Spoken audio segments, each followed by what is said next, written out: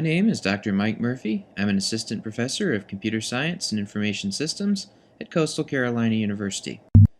In this lecture, I'm going to introduce the fundamentals of operating systems, what they are, what they do, and why they're important. Now, what's an operating system? Well, it's a layer of software that provides two important services to a computer system. It provides abstraction and arbitration. Abstraction means hiding the details of different hardware configurations so that each application doesn't have to be tailored for each possible device that might be present on a system. Arbitration means that the operating system manages access to shared hardware resources so that multiple applications can run on the same hardware at the same time without interfering with one another. Now, these hardware resources that need to be managed include the CPU, the hierarchy of memory, all the input-output devices on the system, and to some degree, the power and system management features of the system. Many of these features are handled directly by the hardware, but the operating system is involved, particularly in energy conservation.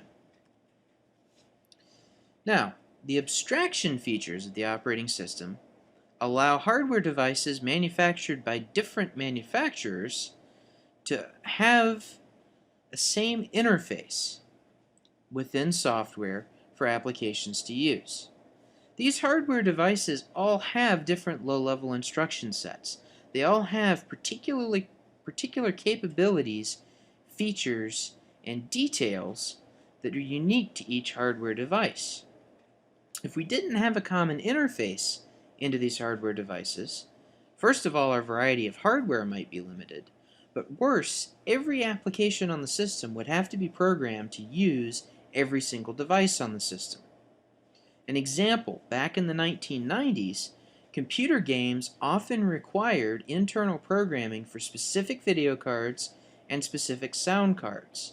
It was often necessary to go into the settings for each game and tell the game what type of video card you had, what type of sound card you had, for the purpose of configuring the game to use that particular hardware. Imagine if that had to be done for every single application on the system, including, say, a calculator or a web browser. That would be a very untenable situation in terms of being able to make use of computers the way we use them today. Also, what if we could only run one program at a time on a computer system? Years and years ago, that was the case. However, a modern system is running multiple applications simultaneously, and it's up to the operating system to ensure that all these applications can access resources. So each CPU is divided among the different programs. Each program gets access to memory, input-output, as well as disk. And in an ideal world, the operating system also enforces policies that isolate applications from each other, so that a crash in one application doesn't take down the entire system or other applications. Now, of these examples, do we have a situation where we have abstraction or arbitration? Well, first example supporting both Intel and AMD processors. This is an example of abstraction. We don't have to write separate software for an Intel processor relative to an AMD processor, at least for 99.99% of applications. Simply write the application once, it will run on either processor. Switching between applications is an example of arbitrating hardware resources among the different applications on the system. Separating memory allocated to different applications is also an arbitration activity. It keeps one application from overwriting the contents of memory that are being used by another application. Enabling video conferencing software to use different camera devices. This would be an example of abstraction. The video conferencing program just has to know how to use a camera interface that the operating system provides, and then different cameras from different manufacturers can be used without having to write the application the video conferencing program, to be able to talk to each individual camera.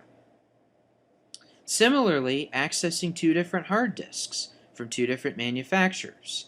Any underlying detail differences between those drives can be handled by using the operating system to abstract away the details. Sending and receiving messages over a network is both abstraction and arbitration. On the one hand, we're abstracting away the details of each particular network card to be able to send and receive the message. On the other hand, we're sharing that network card among all the different applications on the system. Now, we can think of the system in terms of layers. At the bottom of the layer cake, we have the hardware. This is what executes the software, the top three layers. The operating system is the middleman, so to speak, between the applications and the libraries and utilities upon which the applications depend, and the underlying hardware. Specifically, the core of the operating system, or the kernel, so named after, say, a kernel of corn, is the minimum piece of software that's needed to share the hardware between the different applications. Whatever lives outside the kernel that is software is said to be in user space. That means it's application code, or sometimes even parts of the operating system, that are not strictly necessary to share the hardware or abstract away its details. Now, operating systems implement a common mechanism for allowing applications to access the hardware, which is abstraction. And the applications make requests from the operating system to go and access the hardware or other features by making system calls down into the operating system. This is called entering the operating system, or entering the kernel from the top half. Operating systems are also able to alert applications that hardware has changed. Perhaps a network packet has come in. Perhaps the user has pressed a key on the keyboard. These alerts are delivered via a system called interrupts and refer to entering the kernel from the bottom half, from the hardware side of the operating system. We should also note that operating systems can manage and terminate applications by sending signals to those applications. Now, there are a wide variety of operating systems out there. They basically fall into two categories: Microsoft Windows, which is not Unix, and everything else, which is Unix. Microsoft Windows systems, non-Unix systems, are the most popular desktop operating systems at the moment. However, they're rapidly being eclipsed by tablet devices, most of which are running Unix-style systems. Windows is typically pre-installed by PC manufacturers, which accounts for a good portion of its present popularity. Unix systems, on the other hand, are installed by the end user, except for commercial Unix systems and Mac OS X. Mac OS X is probably the best-selling Unix system of date. And Linux, which includes the Android platform, is probably second. Now, there are some mainframe systems out there also, some of which are Unix-like. Some use custom operating systems. There are a variety of players in the embedded systems market. However, that's presently dominated by Android, with Apple's iOS, which is based on Mac OS X, in close second. Others, Symbian, BlackBerry OS, TinyOS, are confined to smaller markets. Now, the idea behind the Unix systems began with a time-sharing system started in 1964 called Multics. And the idea behind Multics was to make computing into a remote service that could be accessed by terminals using telephone lines. It wasn't terribly successful because dial-up connections of the time at about 9600 baud were rather slow. However, Canada actually did have a Multics system deployed and used it as part of their national defense network until the year 2000. Multics is remembered, however, primarily for its influence as a multi-user shared system. And today, with cloud computing, there's some significant parallels between some of the cloud computing models that we use and some of the ideas that were pioneered back in the Multics system. Now, Unix was actually a play on the term Multics. It was developed by Bell Labs in 1969. It's actually a trademark term, so some authors use Starnix to refer to the family of systems and use the word Unix only for the commercial distributions. The original Unix systems were commercial distributions, with free variants of BSD and Linux coming along late 80s and early 90s. Now, Unix systems are time-sharing systems in that they support multiple users at the same time, but they're designed to be run on local computer resources instead of remote resources. The Berkeley system distribution, which was based on AT&T's commercial distribution, was one of the first open source Unix systems to emerge. It was based on the commercial distribution, so AT&T sued UC Berkeley, but an eventual settlement allowed Berkeley to distribute BSD freely in both source and binary form. Today's descendants of BSD include FreeBSD, OpenBSD, and Mac OS X, which is based on the Unix BSD system. Linux, however, was an alternate approach to getting a Unix-like kernel running on a computer system. This was started by Linus Torvalds as an undergrad at the University of Helsinki, released in source code form in 1991, and often combined with a set of user space utilities and libraries created by the GNU project. Thus, the resulting combination is sometimes called GNU/Linux. It has been commercially successful for many device classes, including web servers, network and embedded devices, and mobile phones. Some people, including myself, use Linux as a desktop platform, and it does have the benefit of having the one kernel that's scalable from embedded devices all the way up to supercomputers. Valuable tool for us in terms of learning about operating systems. Now, what is Linux? Well, generically, the term Linux refers to a class of operating systems that use a common kernel. Now, distributions of Linux, or operating environments as they're sometimes called, are cobbled together by taking the Linux kernel and adding various different user space tools to it. Many of these core tools originated in the GNU project, which originally started at MIT, and thus systems are sometimes called GNU/Linux instead of just Linux.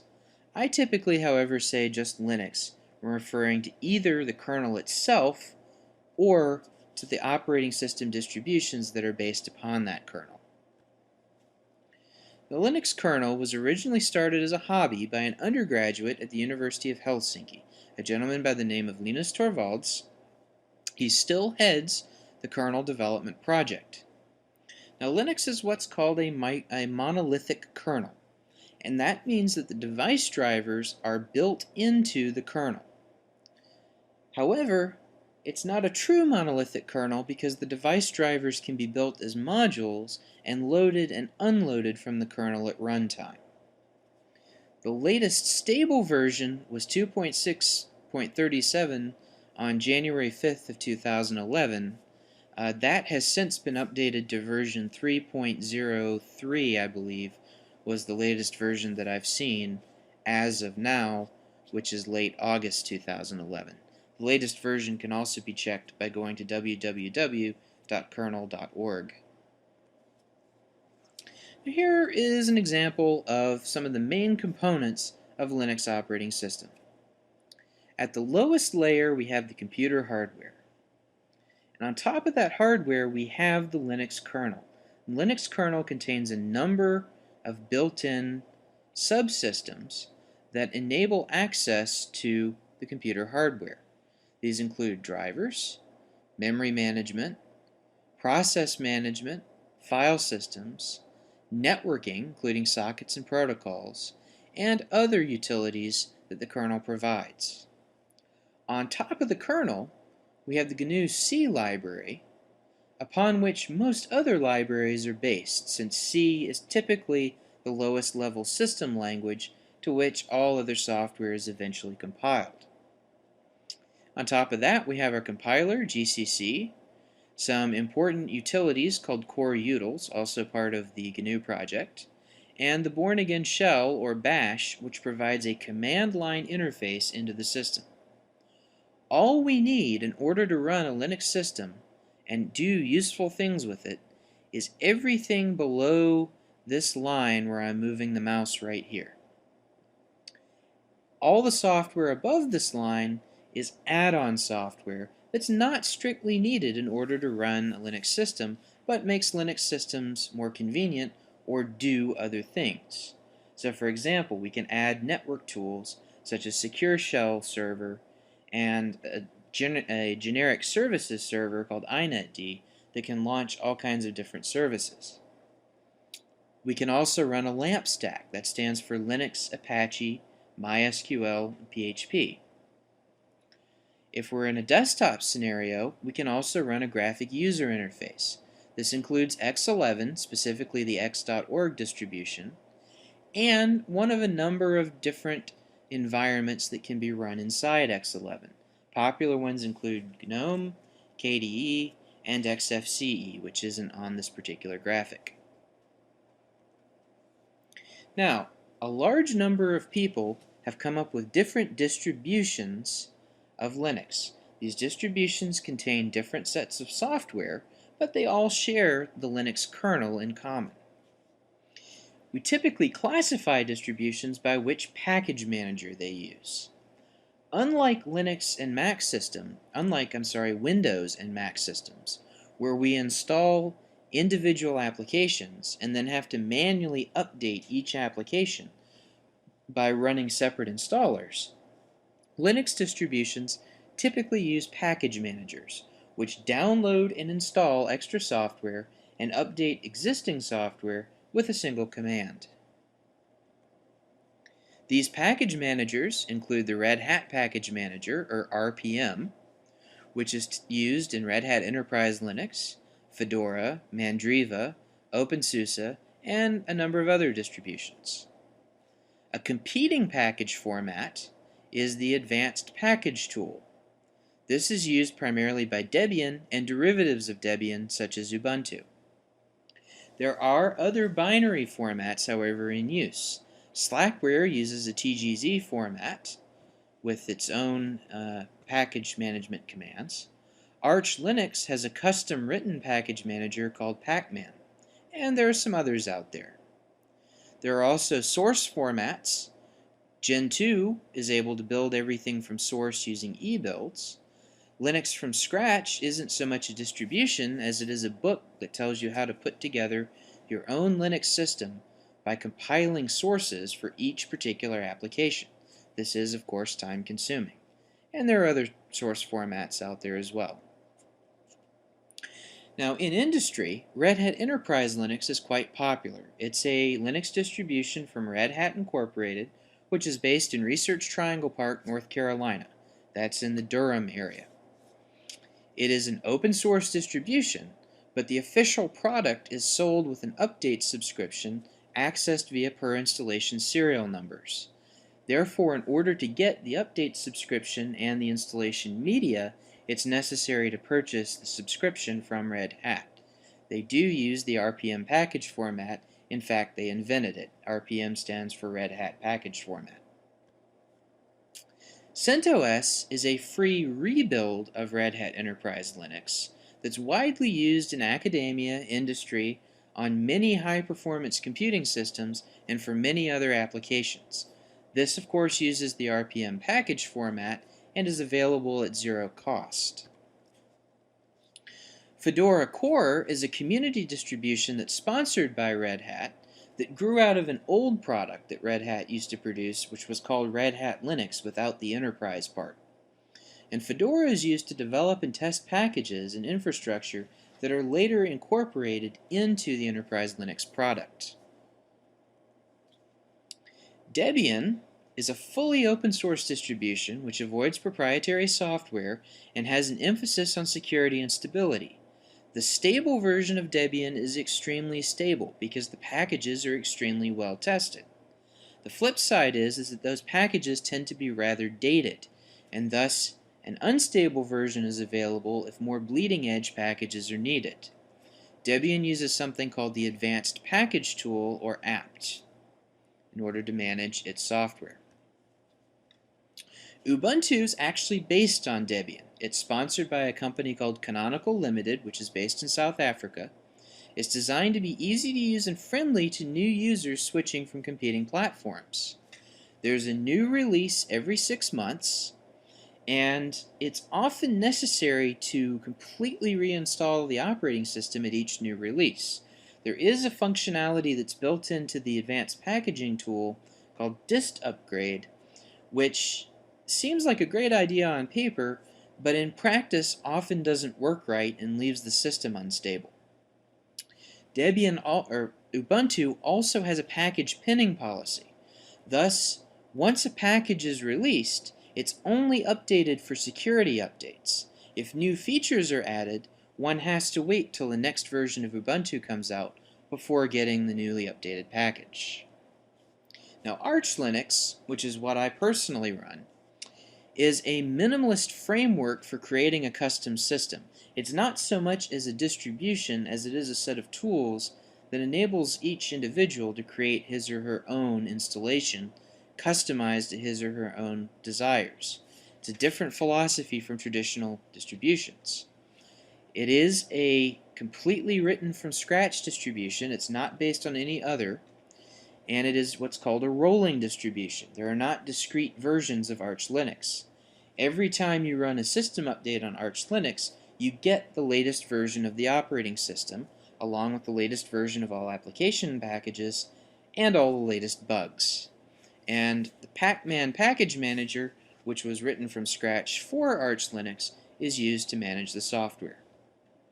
So these are just a few examples of different Linux systems, different Linux distributions that can be used with the highly scalable Linux kernel.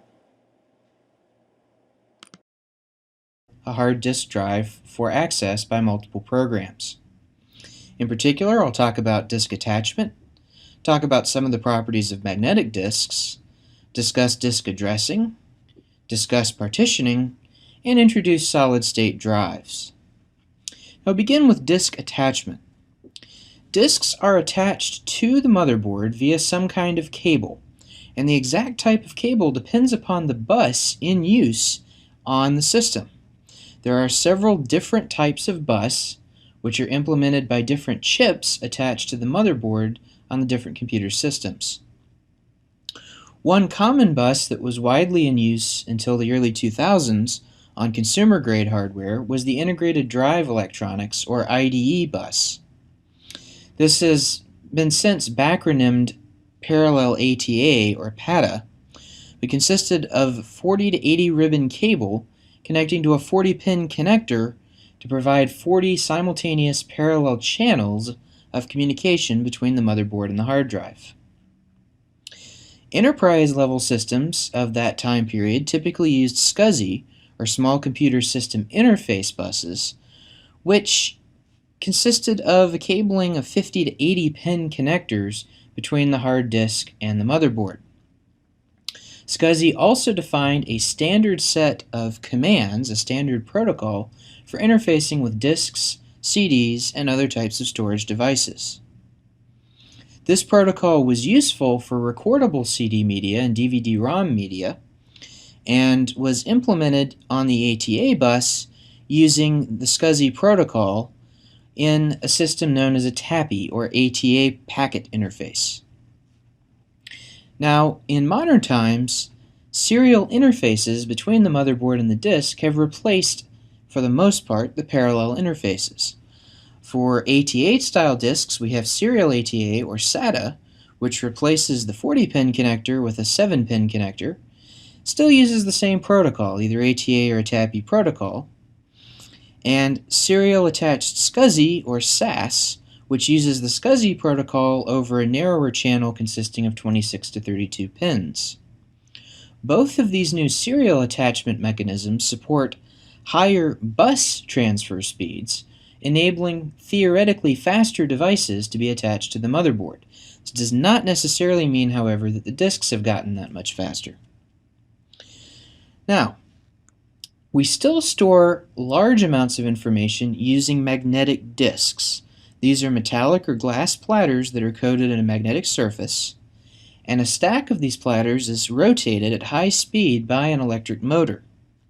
A stack of heads moves back and forth across the platters, altering the magnetic fields in order to read and write data.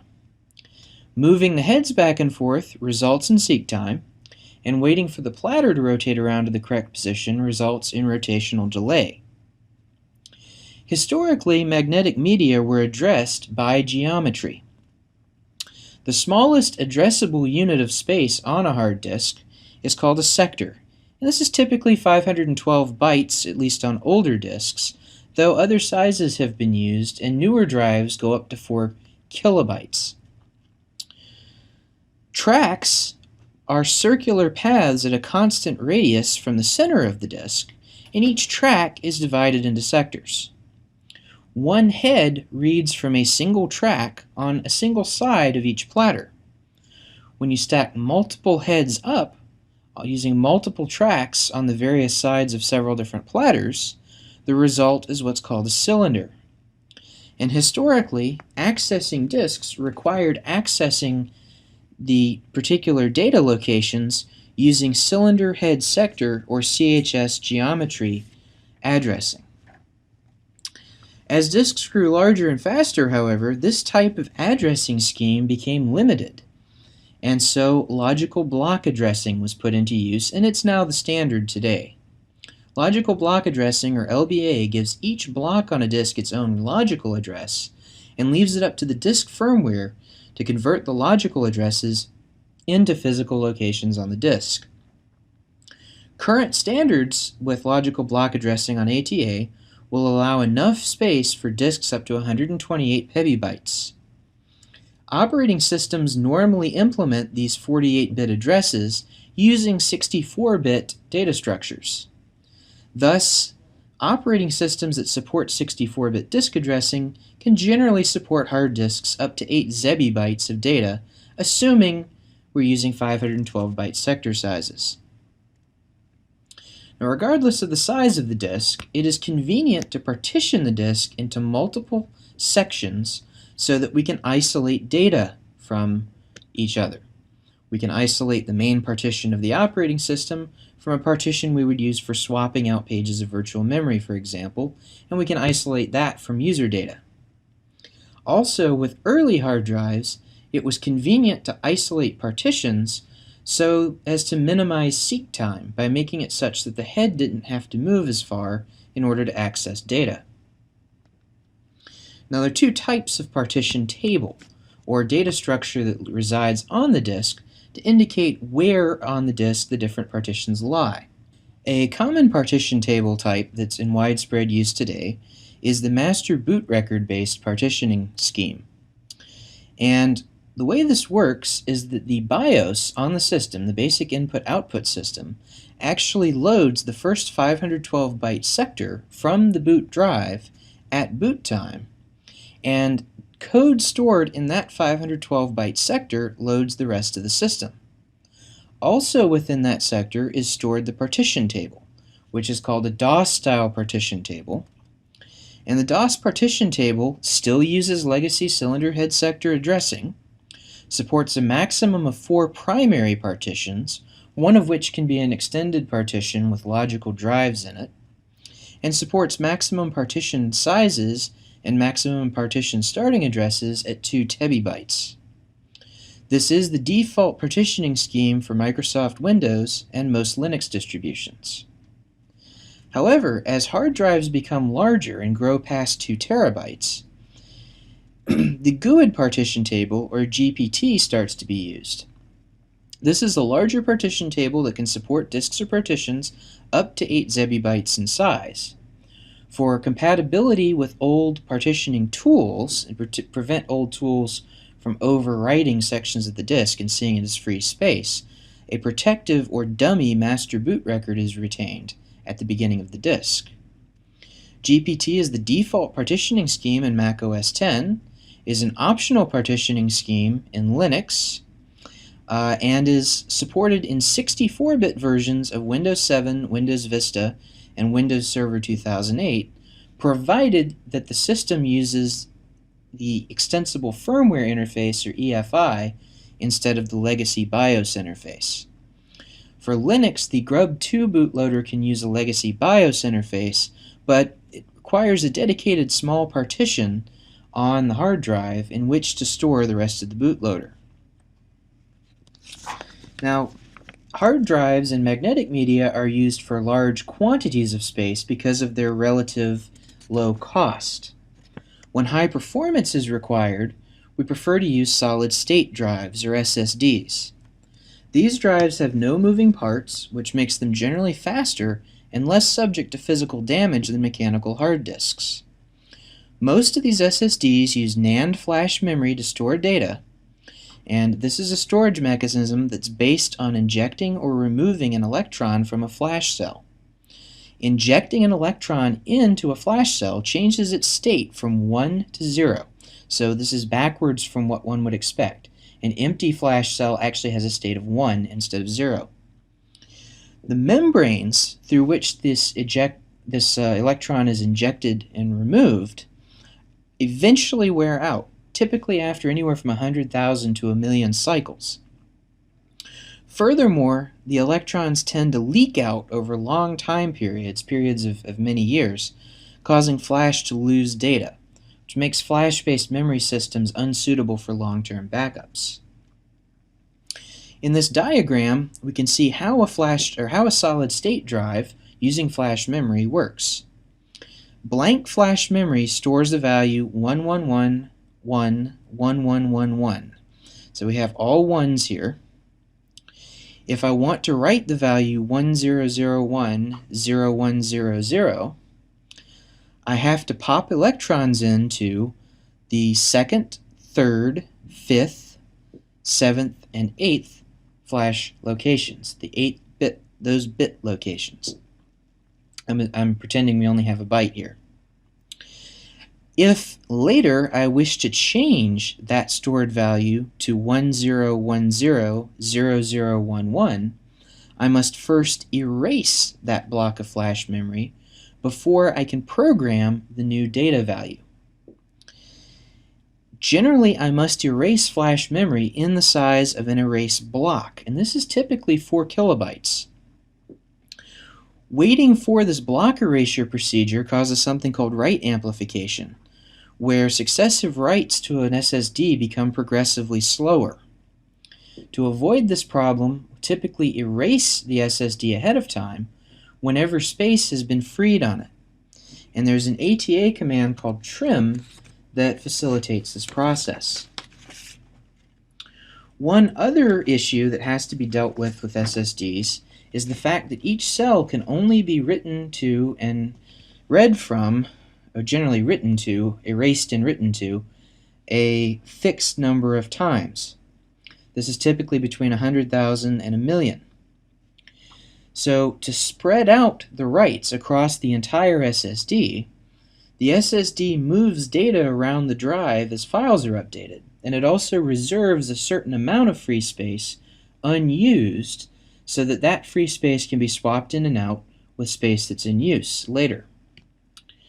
This process, called wear leveling, has the advantage of dramatically increasing the useful life of the SSD and reducing write amplification whenever clean blocks are made available.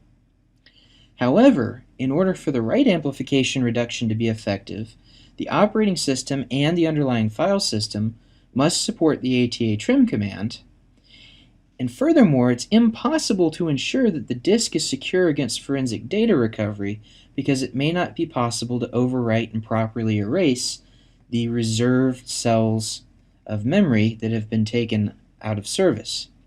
Thus, a used solid-state drive should be physically destroyed instead of attempting to resell it, which can be an issue because a solid-state drive has a higher upfront cost.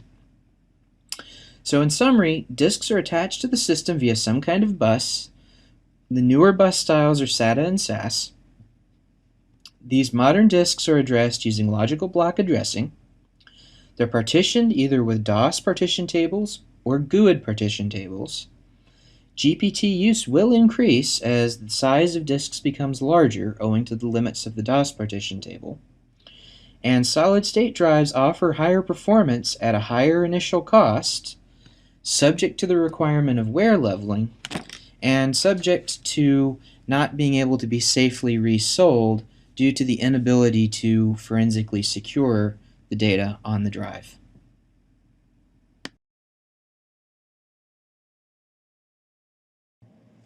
In this lecture, I'll be discussing disk scheduling.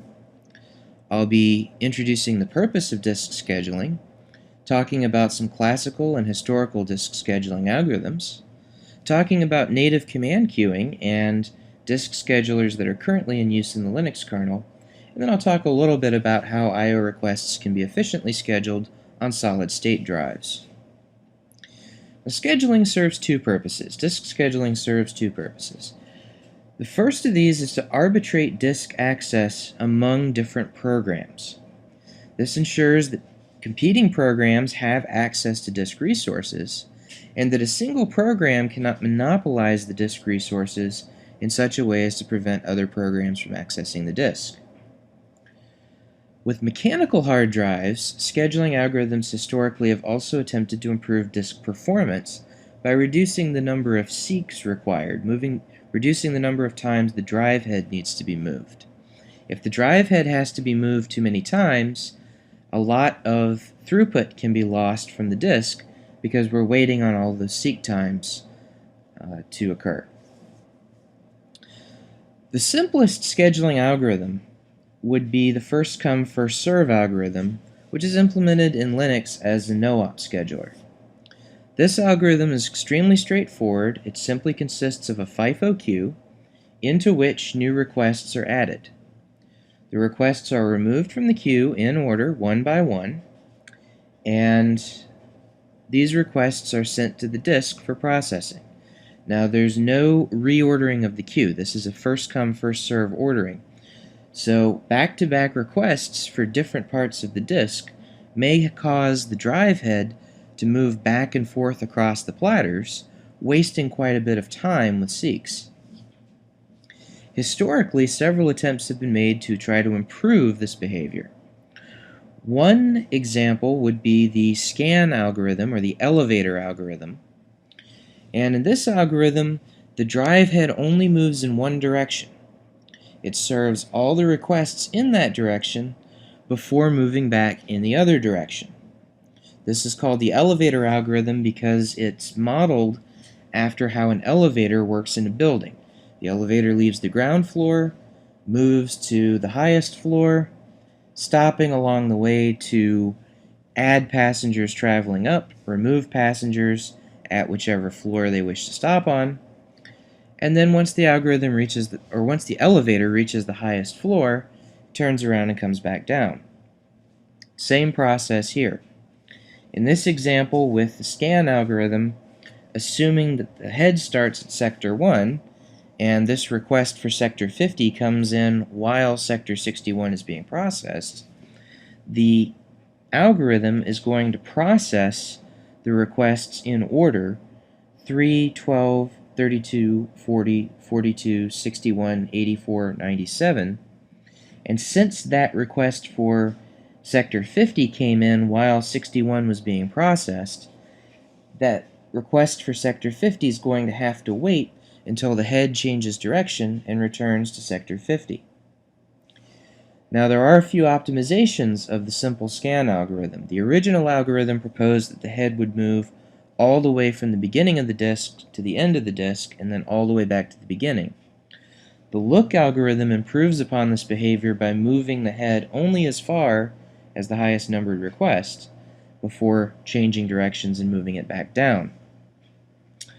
The circular versions of the algorithm, cscan and clook, only serve requests moving in one direction. So for example, with circular scan, the head would start at the first sector, move all the way to the end of the disk, servicing requests, and then come all the way back down to the first sector without servicing any requests and start the process over again. These are historical algorithms in the sense that with modern drives we have LBA or logical block addressing, and so we don't actually know where the disk is placing data physically. This type of algorithm was used historically with cylinder head sector addressing, where we knew the physical properties of the disk, and the idea here was to reduce average seek time. At no time did we know where the platter was. That was up to the disk to figure out. So there was no way to reduce rotational delay, only minimize seek time. Another algorithm that attempts to minimize seek time is the shortest seek time first algorithm, or SSTF. This algorithm actually orders requests by sector location. So when the request for sector 50 comes in, it's kept in an ordered queue, a priority queue, and the next request to be served by the disk, these requests are still sent out one at a time, is chosen by looking at whatever request is closest to the current disk position.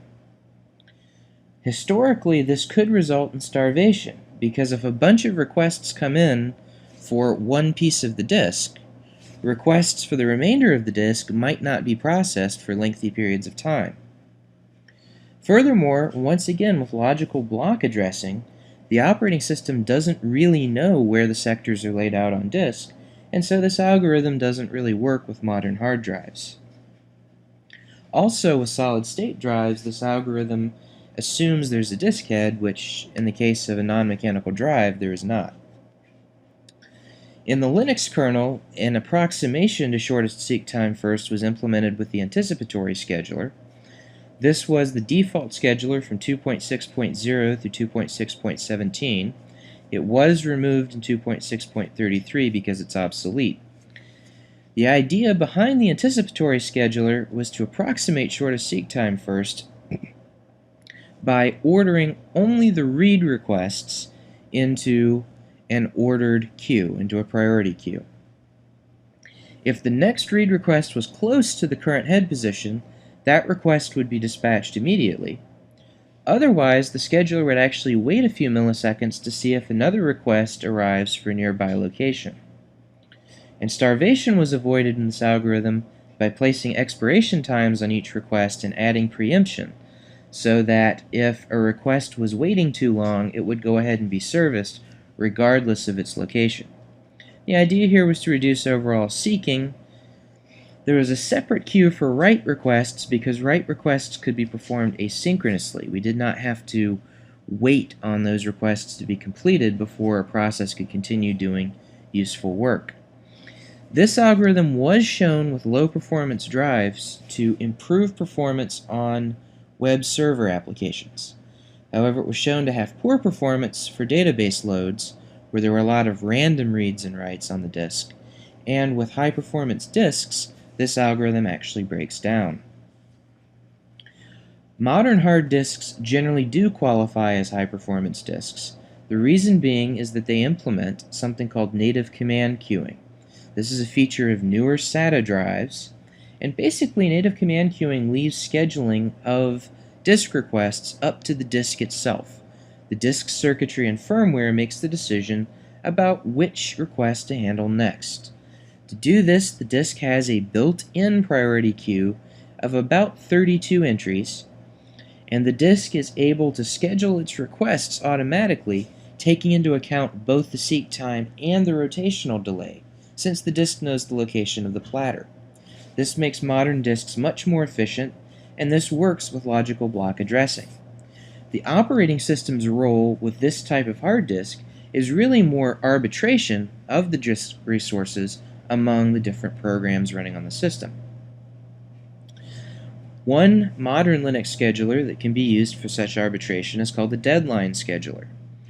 And in this scheduler, the kernel maintains separate request queues for both read requests and write requests, similar to the anticipatory scheduler. Reads are prioritized over writes because processes typically block or stop and wait while waiting to read something from the disk. Thus, writes can be done later at some point when it's convenient for the operating system. The waiting time in each queue with the deadline scheduler is used to determine which request will be scheduled next. A 500 millisecond request time is the goal for read request. This is the time it would take to start the request, with a 5-second goal to start a write request. This scheduler may improve system responsiveness during periods of heavy disk I/O at the expense of data throughput, since each request has a deadline and the longer a request has been waiting, the sooner it will be scheduled. This is especially useful for database workloads because there are many requests for different parts of the disk. However, for web servers and other services that try to access large quantities of data located in the same location on the disk, this particular scheduler can actually reduce total throughput.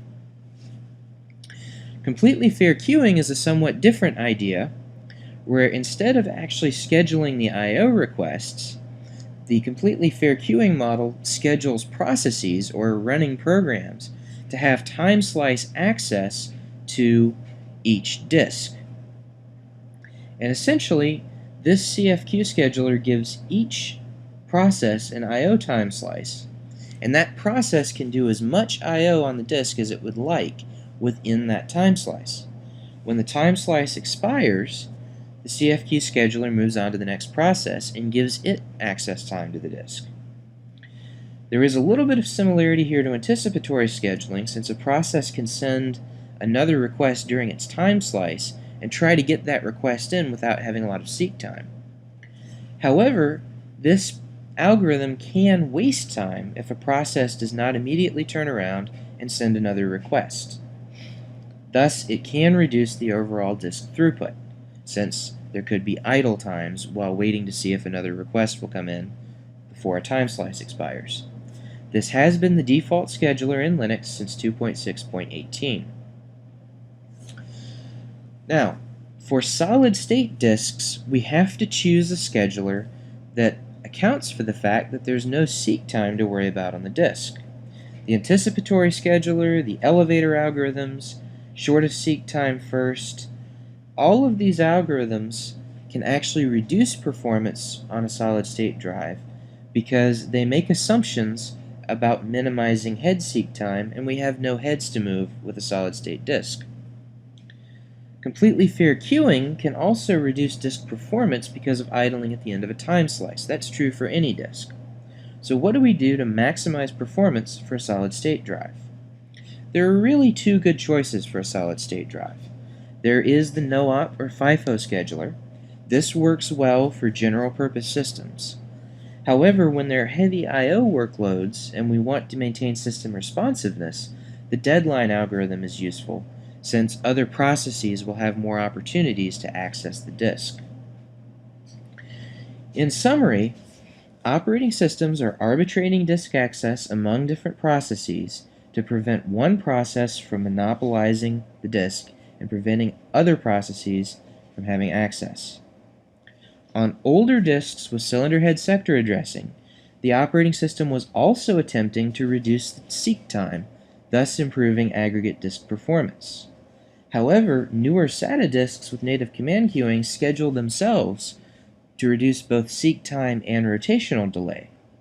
Thus, algorithms that attempt to minimize seek time are unnecessary. Furthermore, with solid-state drives, scheduling mechanisms that are based on old mechanical assumptions can actually reduce performance. So for SSDs, we're really only interested in arbitration.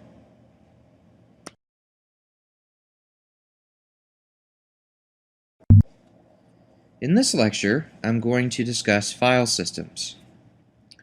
I'll be providing an overview of the purpose of file systems, discussing metadata that they store, explaining how we create a file system through a process known as formatting, talk about some issues with file systems, including fragmentation and journaling, briefly discuss some internal layouts used by different file systems, and finally talk about mounting and unmounting file systems to make them available to users.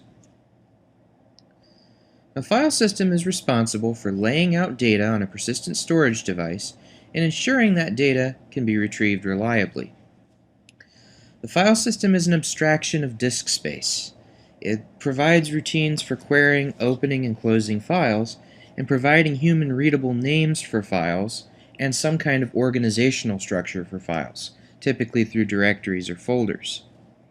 Without a file system, we would have to access disk by physical location or by address, and each program would have to reserve certain address limits for its exclusive use.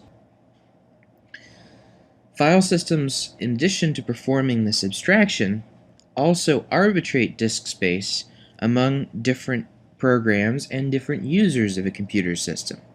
File permissions allow users to have a certain degree of privacy, while file quotas ensure that one user does not monopolize the entire system by utilizing all the disk space. File systems are also responsible for storing metadata or information about each file. This includes a file name, file size, who owns the file, what group that owner belongs to, what permissions exist for each different category of users on the system to access that file, as well as to provide certain timestamps. On Unix, we have the inode creation time, the file modification time, and optionally the last file access time. Metadata records also include internal information that is important for the file system itself, such as pointers to the actual data on disk, and a reference count for how many different names refer to the same file, a system called hard links. We create a file system by taking an empty partition, or a partition that we're ready to reuse, and formatting it. Formatting, quite simply, is the process of making a new file system on an existing partition. Formatting typically destroys the structure of any file system that was previously installed on the partition. Thus, when you format a partition, you lose the access to its contents, at least through standard tools. However, unless that free space, unless that partition is securely erased, the contents that were formerly on the partition can still be recovered using forensic tools. The only safe way to switch between file systems on a single partition is to back the data that's on that partition up to another disk, format the partition using whatever the new file system would be, and then restoring the data from the backup. There is no safe way to change a file system type in place without losing data. The file systems do suffer from a few issues. Over time, sections of a file in a file system can become non-contiguous. In other words, a file gets split over different parts of the disk. And in the process, that also splits up the free space, so that when new files need to be allocated, they have to be split up to take advantage of smaller blocks of free space. This is a situation called fragmentation. It's worse in some file systems than others. Fragmented file systems were a big problem with mechanical hard drives, simply because a fragmented file requires a seek to move from the location of the first fragment to the location of the next fragment, and possibly further seeks if there are more fragments. Not so much a problem on solid-state drives, however, since there's no seek time. And file systems can get around this problem either with offline defragmentation tools that the system administrator can run manually, or they can use fragmentation avoidance strategies or automatic on-the-fly defragmentation. Another issue that can occur with file systems is that a single high-level file system operation typically requires several low-level steps in order to complete. If the computer should crash or power be lost in the middle of those steps being performed, the file system could be left in an inconsistent state. A solution to this problem is called journaling, and the way this works is by recording all the steps that are to be taken in something called a journal, a special part of disk space reserved for this particular information. Records all the steps that are going to be taken prior to taking the steps. Thus, if the system should crash in the middle of a file system high-level operation, all that needs to occur is the journal simply needs to be replayed next time the file system is mounted, and the steps can be carried out again and leave the file system in a consistent state. Internally, file systems may use one of several different approaches for storing data on the disk. A simple layout is called the file allocation table, which simply has a single table in each partition to store metadata and the addresses of data segments for each file. File allocation table type storage methods are limited only in terms of how big the file allocation table can be. And these limitations specify, among other things, the maximum size a file can be and how many files can be on the system. Another approach is to use something called inodes, which are data structures on Unix systems that contain the metadata for a file, including pointers to the actual data. Inodes do not store the file names, however. These are stored in a separate structure called a directory that maps file names to inodes. The maximum number of files that a single file system can hold is limited by the number of inodes created when the file system is formatted. This can be a particular problem for file systems that wind up storing a really large number of very small files. There could be plenty of space left on the file system, on the partition. However, if the number of inodes is exhausted, then no more files will be able to be created. Another approach to storing files and laying out data on the file system is through the use of extents. Extents support larger maximum file sizes because they're designed to allow files to be composed of several non-contiguous blocks of space, much like fragmenting that could occur with a file system that doesn't use extents. Extent information is stored with the metadata in the file inode or some other type of data structure for file systems that support extents. Now, regardless of how the file system lays out its data internally, we need to make the file system available to users and programs on the computer. To do this, we perform a process called mounting. Mounting is the act of making a file system available to the users of the system. The opposite process is called unmounting, which is disconnecting a previously mounted file system.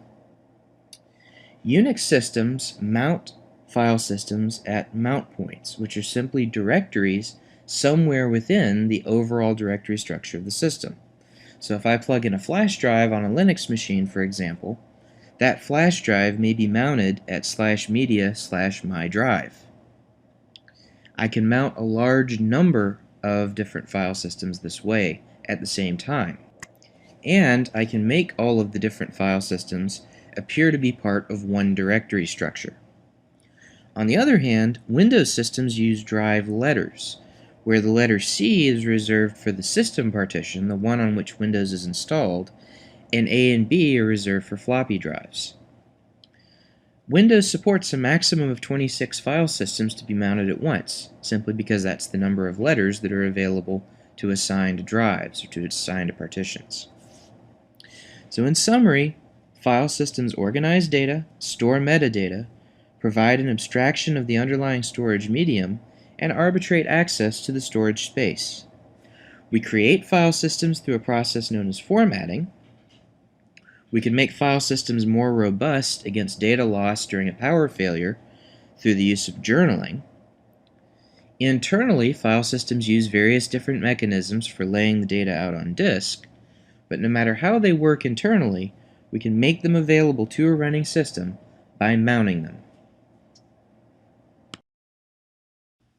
In this lecture, I'm going to discuss features of the Central Processing Unit, or CPU, that are useful for supporting multiple applications sharing a computer system simultaneously. In particular, I'll introduce multiprogramming and discuss the hardware requirements to support multiprogramming. I'll discuss CPU privilege modes, x86 protection rings, mode switches, and briefly introduce interrupts. The first concept to introduce is multiprogramming. And multiprogramming is simply the idea that we can run multiple processes or multiple instances of potentially several programs at the same time. And we can do this by having the CPU switch quickly among the different processes, enabling all of them to make forward progress per unit of human perceivable time. The CPU will switch quickly enough to provide the illusion that all the processes are running at the same time, even if we only have one processor core. In the vast majority of modern computing systems, with the exception of some special purpose systems, are multiprogramming systems. Some of the old computer systems of the day were batch systems that only ran one application at a time.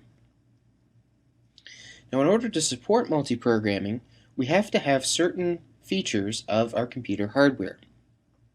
First of these is an interrupt mechanism for enabling preemption of running processes whenever some kind of event occurs. We have to have a way of stopping a process, handling an event, and then restarting the process. We need to have a clock so that we know how long a process has been running, and we need to have CPU protection levels to restrict access to certain instructions to prevent processes from hijacking the system or just trying to bypass the operating system altogether. We also need to restrict access to memory in order to prevent reading and writing to memory that a particular process does not own, belongs to somebody else.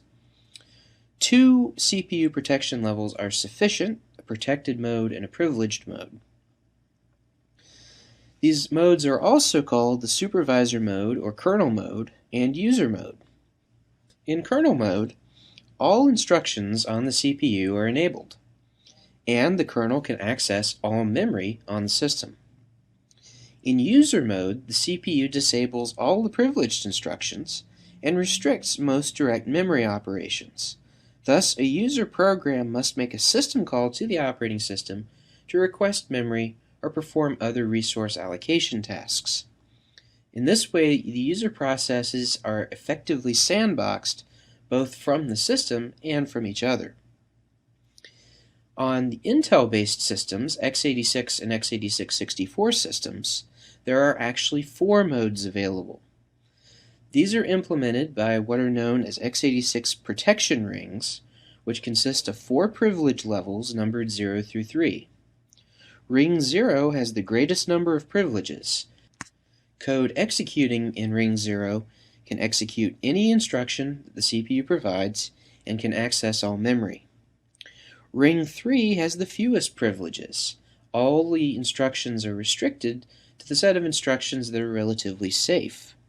In practice, most operating systems actually only use ring 0 and 3. OS2 and Zen are the notable exceptions that make use of ring 1.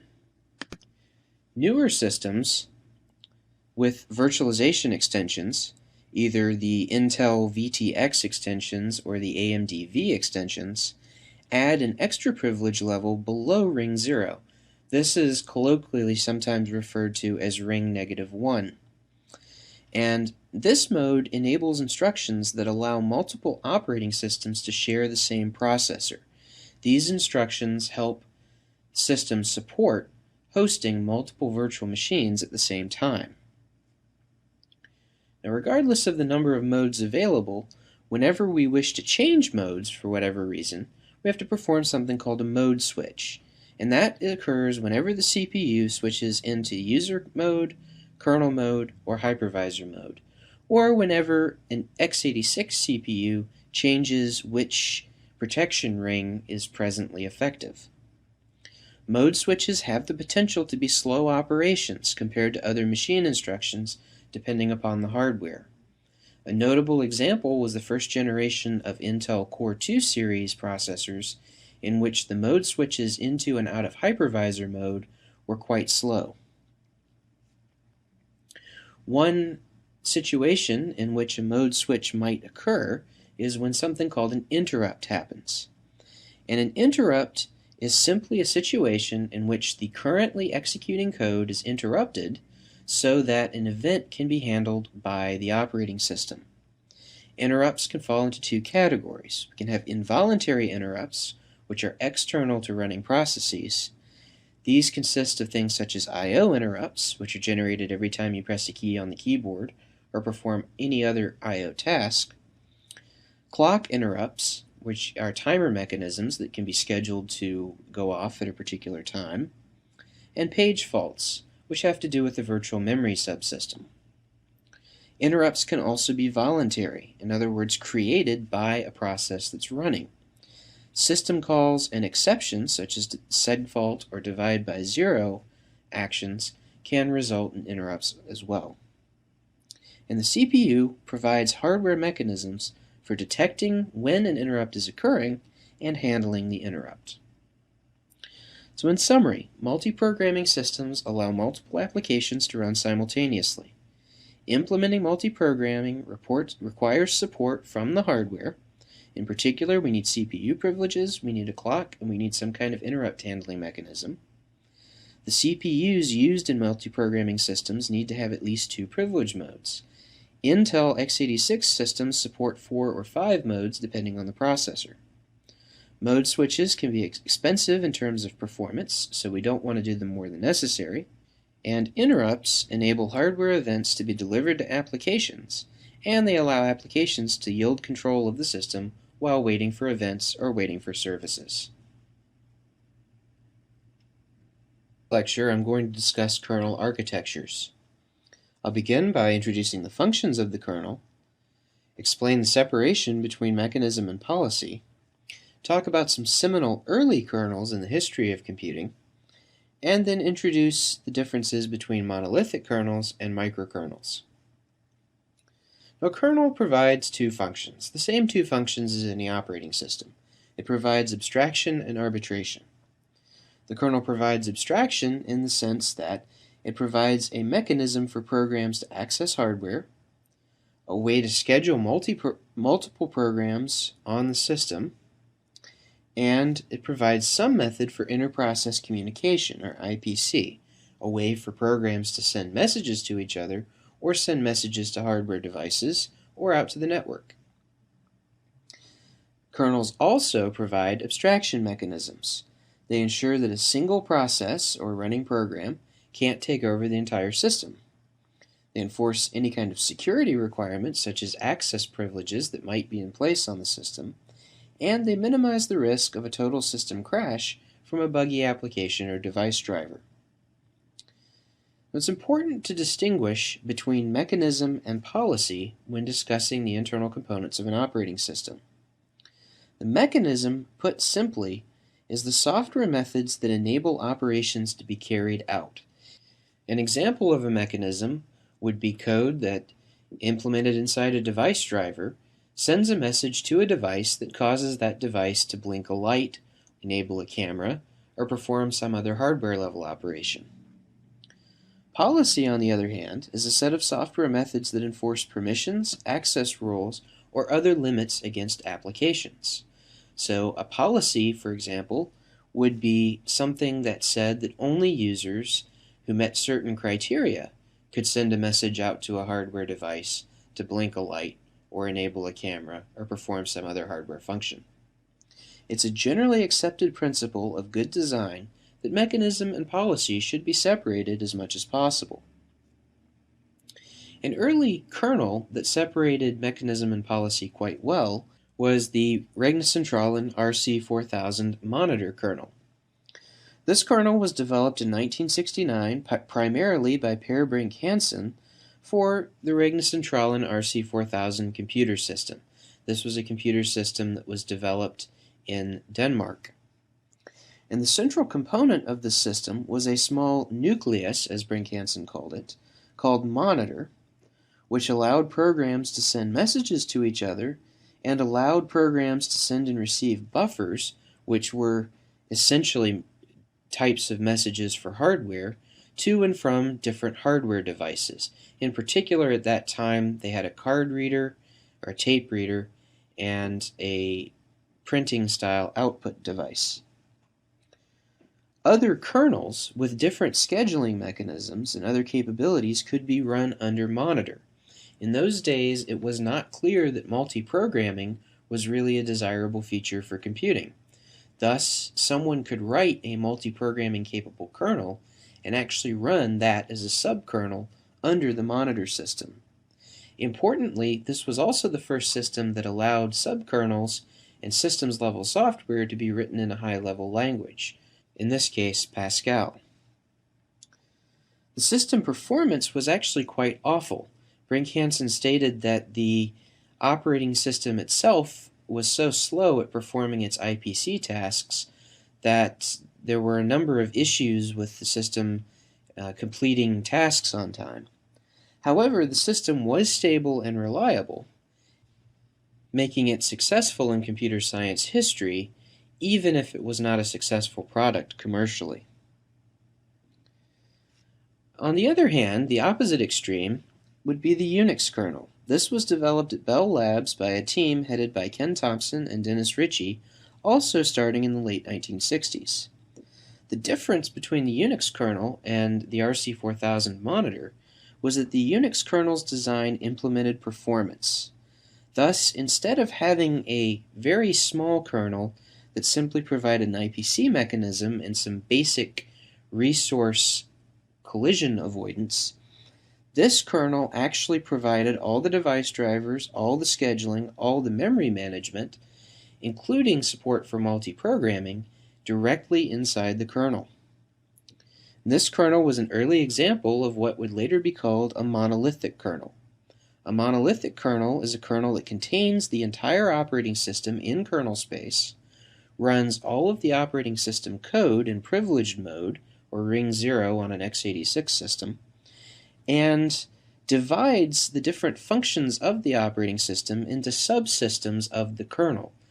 All of these subsystems, however, are run in the same memory space.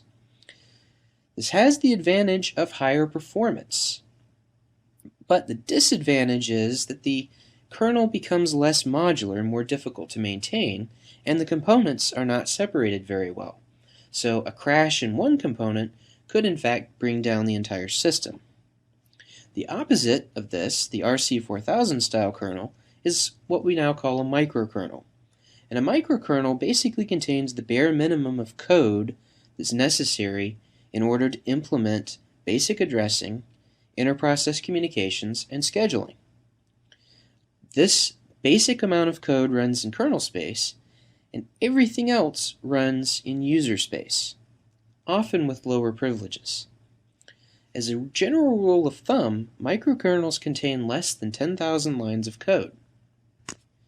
Microkernel-based operating systems tend to be quite modular because they divide the operating system functions between the kernel and a set of servers that run in user space.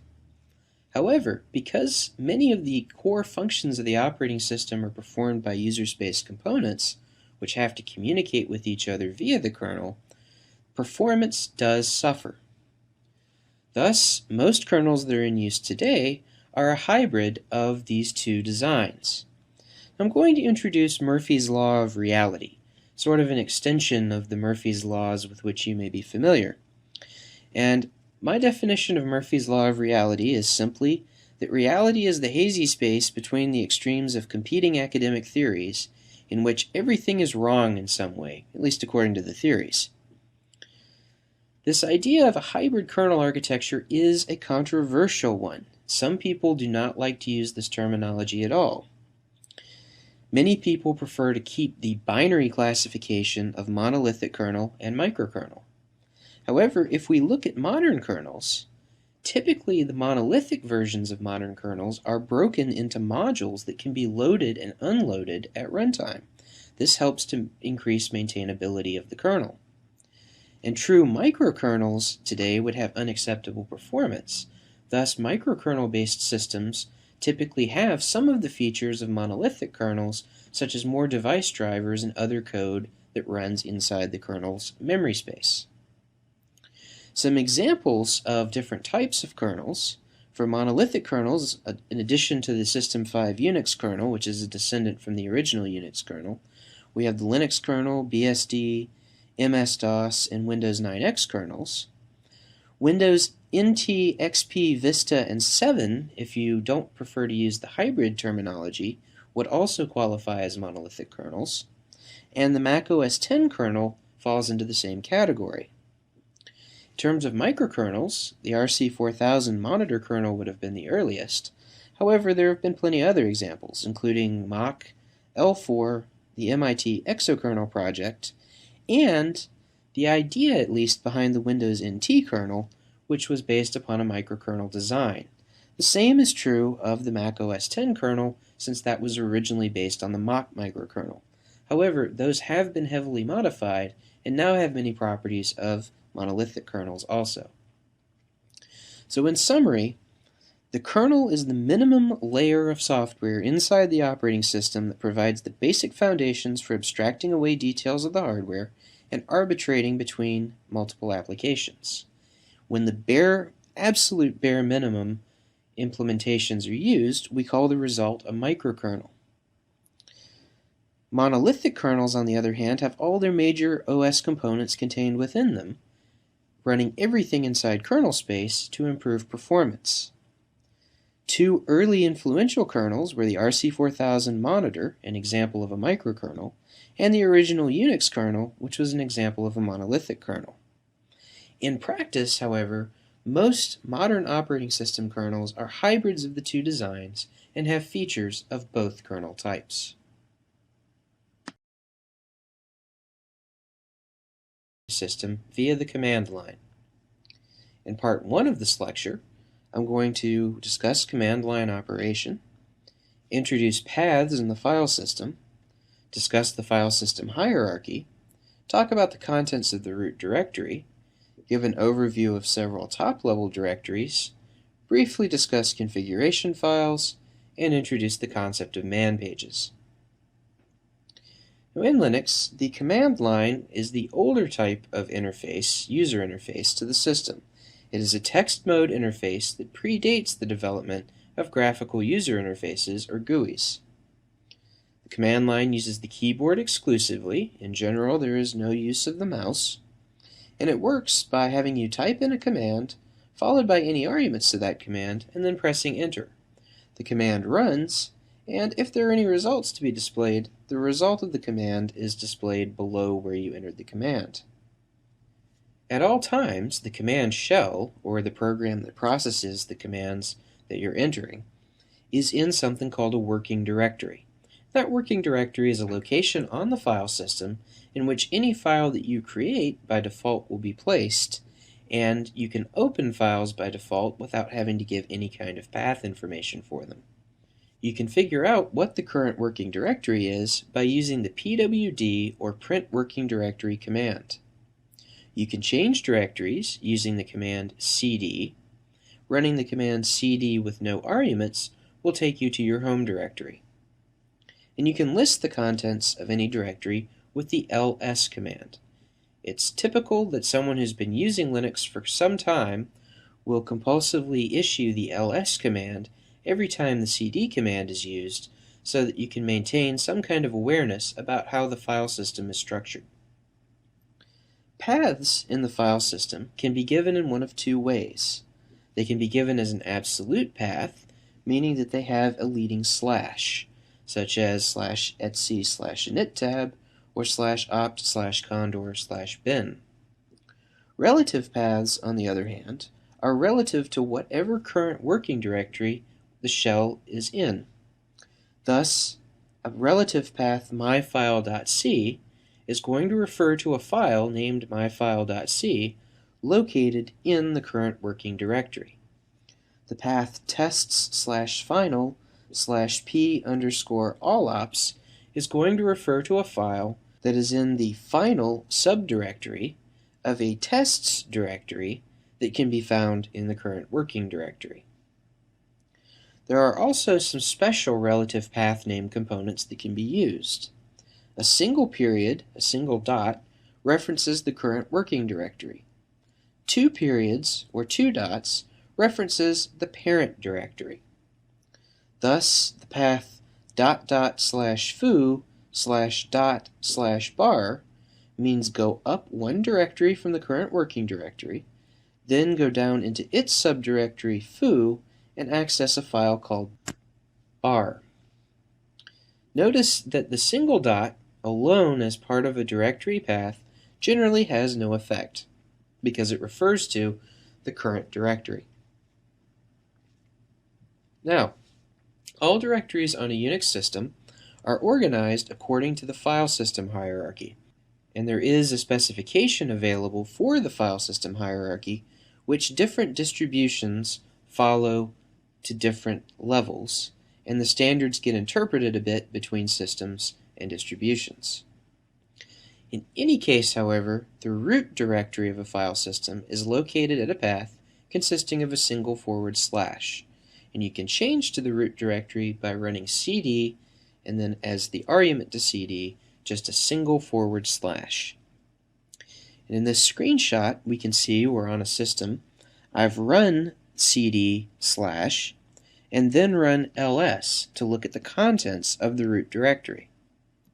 There are a number of top-level directories that are fairly standard inside the root directory on a normal Linux system. These include /bin, which is where the minimum set of programs needed to work with the system is located, /dev, which contains entries corresponding to hardware devices on the system, /etc, which contains the system-level configuration files, /opt, which contains optional software typically added by the system administrator, /usr, often pronounced /user, which contains software that ships with the Linux distribution, /var, which contains rapidly changing files such as log files, /lib, which contains system libraries used by other programs, /media, into which automatic mounting systems will mount removable drives and devices, /mnt, often read as /mount, which is where the system administrator can manually mount removable devices or network shares, /root, not to be confused with the root directory, is actually the home directory for the superuser or root user. /sbin contains superuser binaries, or programs that are intended to be run only by the system administrator. And /temp is where temporary files are typically stored. Now, as mentioned a moment ago, system-wide configuration files generally go in /etc.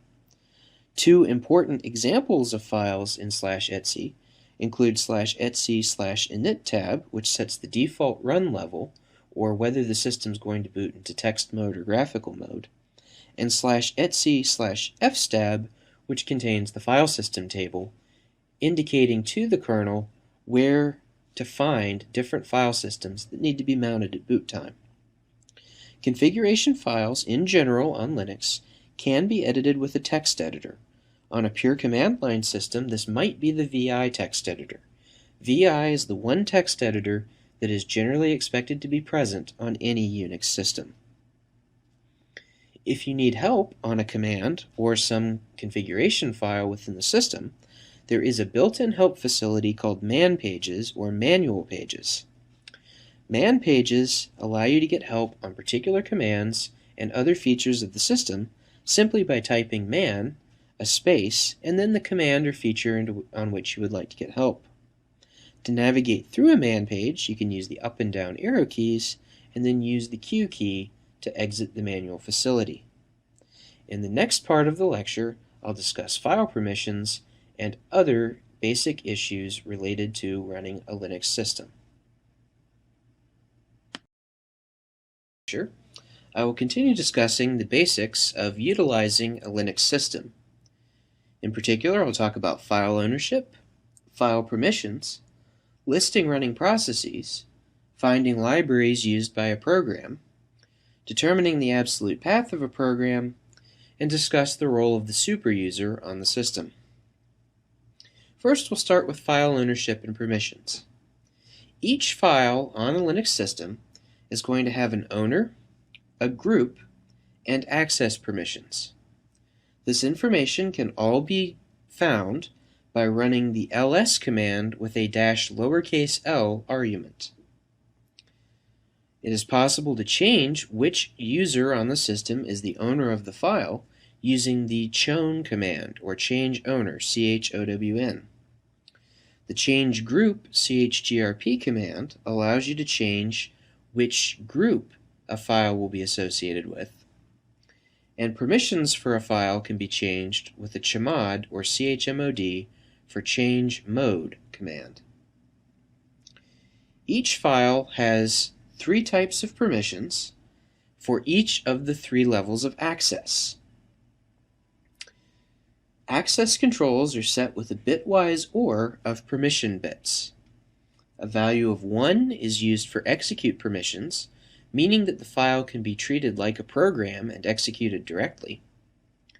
A value of 2 is used for write permissions, meaning that someone could change or delete a file.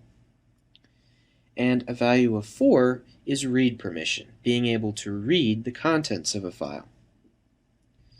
Individual file permissions are supported for 3 classes of user: the owner of the file, members of the group with which the file is associated, and so-called world permissions, or all users on the system.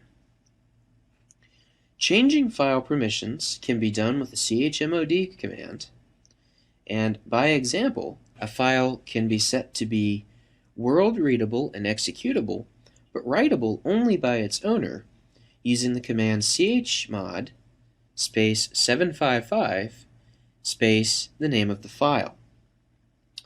A file could be set to be write protected and readable only by the owner and group by running the same chmod command, only with permissions 440. In the first example, 755 means permission 7, which is 4 plus 2 plus 1, meaning read plus write plus execute, for the owner, that's the first number of the 3. The first 5, the second number of the 3, sets permissions for the group, which is 4 read plus 1 execute makes 5, and the same 4 read plus 1 execute for the world, which is the third number. In the 440 case, the 4 means read only for the owner, the second 4 means read only for the group, and 0 means no access whatsoever by people who are not members of the group with which the file is associated. Permissions on a directory work slightly differently. If a directory has execute permissions, the contents of the directory can be traversed, allowing access to readable files and subdirectories within the directory itself. Read permissions on a directory are necessary in order for a directory to be listed. But for someone to obtain a directory listing with ls, they must have both read permissions and execute permissions for that directory. Files can be deleted on a Linux system with the rm command. Rm is short for remove. Entire directories can be deleted using rm-rf and then supplying the directory name to delete.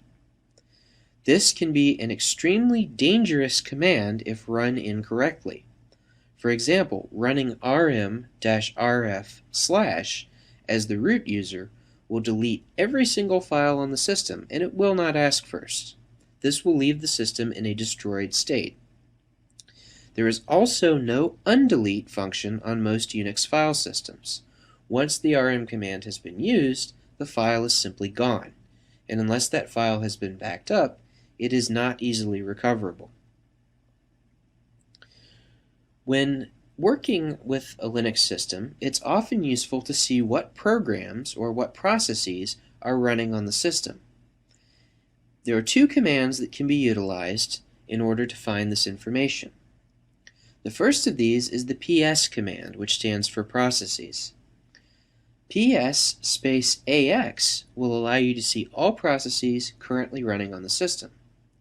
To find out which user owns each process, run ps space aux. The top command is a useful command for getting current information about the state of the system, including running processes, amount of available memory, and amount of CPU that's being utilized. This command displays the processes that are using the most CPU time and updates itself every second or two. This command can be exited by hitting the Q key. To see what dynamic libraries are used by a binary program, not a script, but an actual compiled binary application, one can use the LDD command. So if one were to run the LDD command on, for example, /user/bin/events for systems that have the GNOME PDF reader installed, one would find out which dynamic libraries were needed in order for that application to run. It's also possible to find out the absolute path name of an installed program to see where it actually resides on the file system. This is done with the which command. For example, typing which events should display /user/bin/events on most Linux distributions, provided of course that software is installed. Finally, there is one administrative user on the Linux system called the super user that has the account name root and has privileges to read, write, or delete any file, change system settings and install software, and perform other administrative tasks that are normally forbidden of ordinary users. On some Linux distributions, such as Ubuntu, and on Mac OS X, the root user is disabled by default. However, many other distributions, including Red Hat Enterprise Linux, CentOS, and Arch Linux, leave the root user account enabled. On systems where the root user account has been disabled, or on systems where the administrator would like to disable the root account, the sudo command allows authorized regular users to run a command as the super user. So for example, we could find the listing of root's home directory by typing sudo ls/root. To switch to the super user temporarily on one of these systems, sudo su- and entering the user's password would allow the user temporarily to become the root user, even if the root account is disabled. On systems where the root account is enabled, su- has the same effect, except that root's password must be entered instead of the user's password. We'll discuss interrupts and device input-output. When hardware devices on a computer produce events, we need some way of being able to handle those events within the operating system and deliver them to applications. And hardware devices are going to produce events at times and in patterns that we don't know about in advance. For example, we don't know which keys the user is going to press on the keyboard until the user actually presses those keys.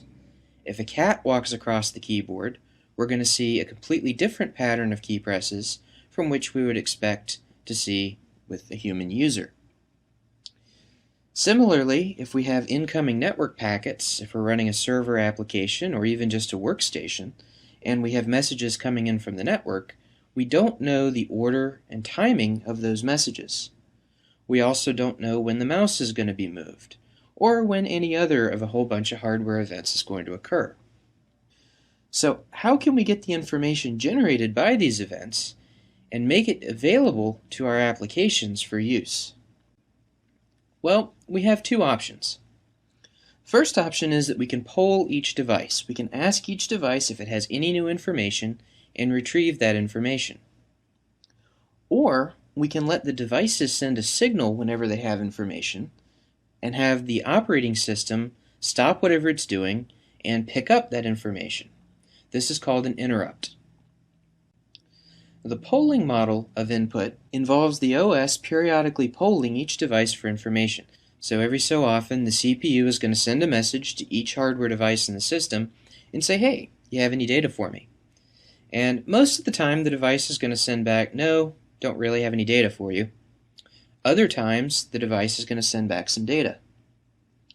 It's a really simple design, extremely simple to implement, but there are a number of problems with polling. First problem is that most of the time when you're polling, the devices are not going to have any input data to deliver. Thus, polling is going to waste a whole lot of CPU time. The second issue that occurs is high latency. If I press a key on the keyboard, that keystroke is not going to get transmitted to the computer until the next time the CPU polls the keyboard to ask which keys have been pressed. If that time is set to be really short, I'll have good responsiveness, but the CPU is not going to get any useful work done. On the other hand, if we set that time length to be long enough for the CPU to get some work done, there's going to be a noticeable lag between the time I press a key and the time a character appears on the screen. Since the device must wait for a polling interval because it can translate input, we're going to have a high latency situation. And again, shortening that polling interval to try to reduce the latency simply wastes a whole lot of CPU time checking devices that have no input. So a better mechanism is to use a system called interrupts. And with interrupts, the hardware devices actually signal the operating system whenever events occur, or more precisely, they signal the CPU, and then it's up to the operating system to receive and handle that signal. What the operating system will do is it will preempt any running process. In other words, it will switch what we call context away from that running process to handle the event. Basically, it will move the program counter of the CPU to the code to handle that particular interrupt.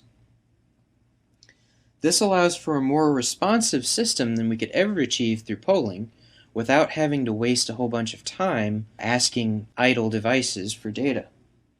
However, this does require a more complex implementation, and that implementation complexity begins at the hardware level. Specifically, within the CPU, we need to have a mechanism for checking and responding to interrupts. And this mechanism is implemented as part of the CPU's fetch-execute cycle. In the process of fetch-execute, the CPU is going to fetch an instruction from memory, increment the program counter, execute that instruction. But instead of simply going back to the next fetch, the CPU actually has to have additional hardware to check to see if an interrupt event is pending. If there is an interrupt pending, then the CPU has to be switched to kernel mode if it's running in user mode, so the privilege level needs to be escalated. Save the program counter by pushing it onto the stack, and load a program counter from a fixed memory location, and that fixed memory location is called the interrupt vector table, or IVT. So we load the program counter from the IVT, and then the CPU goes and executes that new instruction the next time the fetch-execute cycle resumes. So the CPU actually moves from executing program code to executing code from the interrupt handler for the particular event.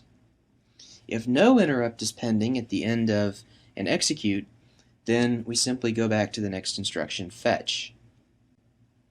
The interrupt vector table consists of an array of addresses of handlers. Each element in this array essentially gives the program counter location for the handler for a particular interrupt. Now, this handler is going to be in a subsystem of the kernel for a monolithic kernel, or this handler might invoke a call to an external server for a microkernel. In any case, however, the first handler by convention, element 0 of the array, is always the handler for the clock. Then handlers for different devices are in the array after the clock handler. So the interrupt vector is always mapped into the user part of memory. It's always available at all times so that the kernel can go and look up interrupt information whenever is necessary. An interrupt is processed by branching the program counter to the interrupt handler, executing the interrupt handling code, and then at the end of the interrupt handling code, there'll be an instruction to return from the interrupt. In the Intel assembly language, this is the IRET instruction, which loads the process program counter back from memory. It pops the stack to get the original program counter back, and goes ahead and changes the CPU back to user mode, so it removes the privilege escalation. The interrupt handling mechanism is thus able to handle events from hardware devices without having to poll each device individually. I'll be discussing interrupt controllers. In particular, I'll introduce the old and new mechanisms for delivering interrupts from hardware devices to the CPU. These methods include the original programmable interrupt controllers and the new advanced programmable interrupt controller with message-signaled interrupts. Interrupt controllers provide an interface for hardware to signal the CPU whenever a device needs attention. It's important to note that this signal only includes a message that essentially says, hey, I'm a device, I need attention. The CPU historically then actually does have to go and poll the device to get any data that the device may have. The older mechanism for performing this operation was called a programmable interrupt controller, or PIC, and it actually required dedicated lines to be added to the motherboard.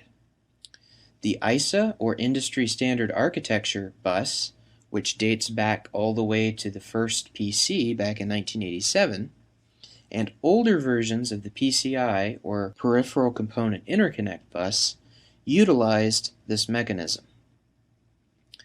The new mechanism, or the Advanced Programmable Interrupt Controller, is used on PCI Express devices and some newer PCI devices. Now, the old controller, or the Programmable Interrupt Controller, actually consisted of two Programmable Interrupt Controller chips that were attached to each other, with one of the chips being attached to the CPU.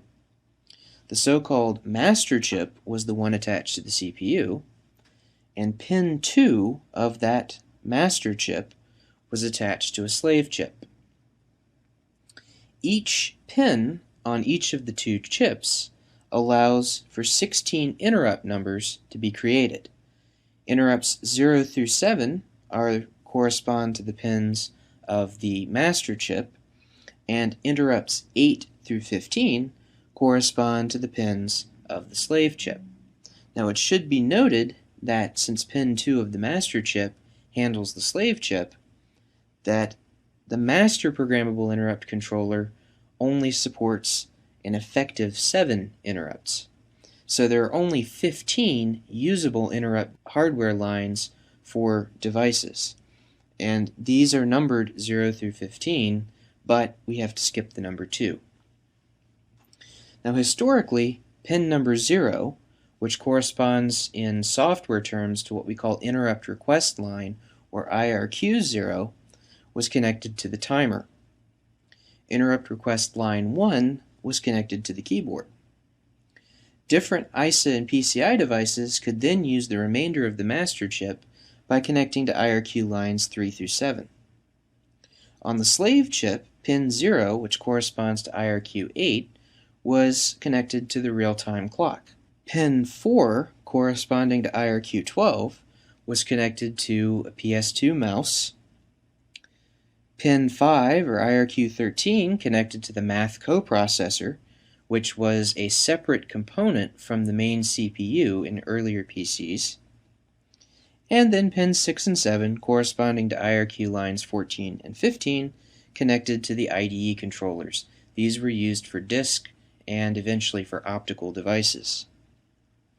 This left pins 1 through 3 on the slave controller, or IRQs 9 through 11, available for hardware devices.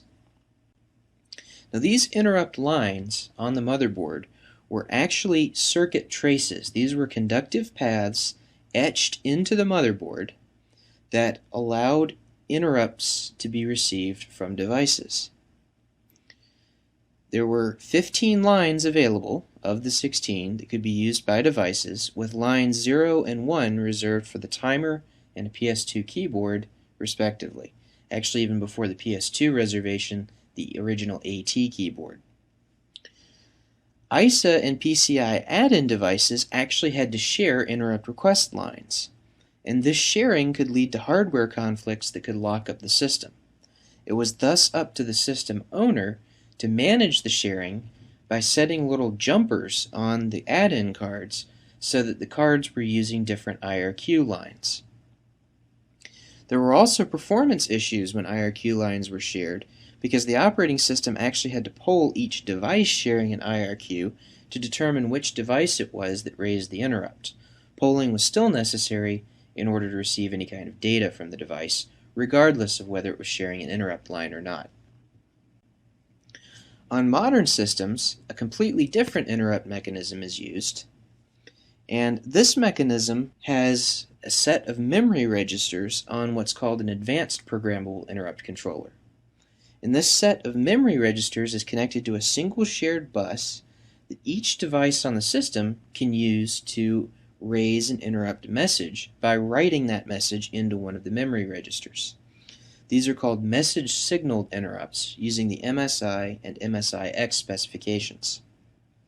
And essentially, each device, here I have a timer, RTC, USB host controller, SATA controller, is attached to the bus and indicates its interest in raising an interrupt to the APIC by sending a message over that bus. Now, this message does not contain any data.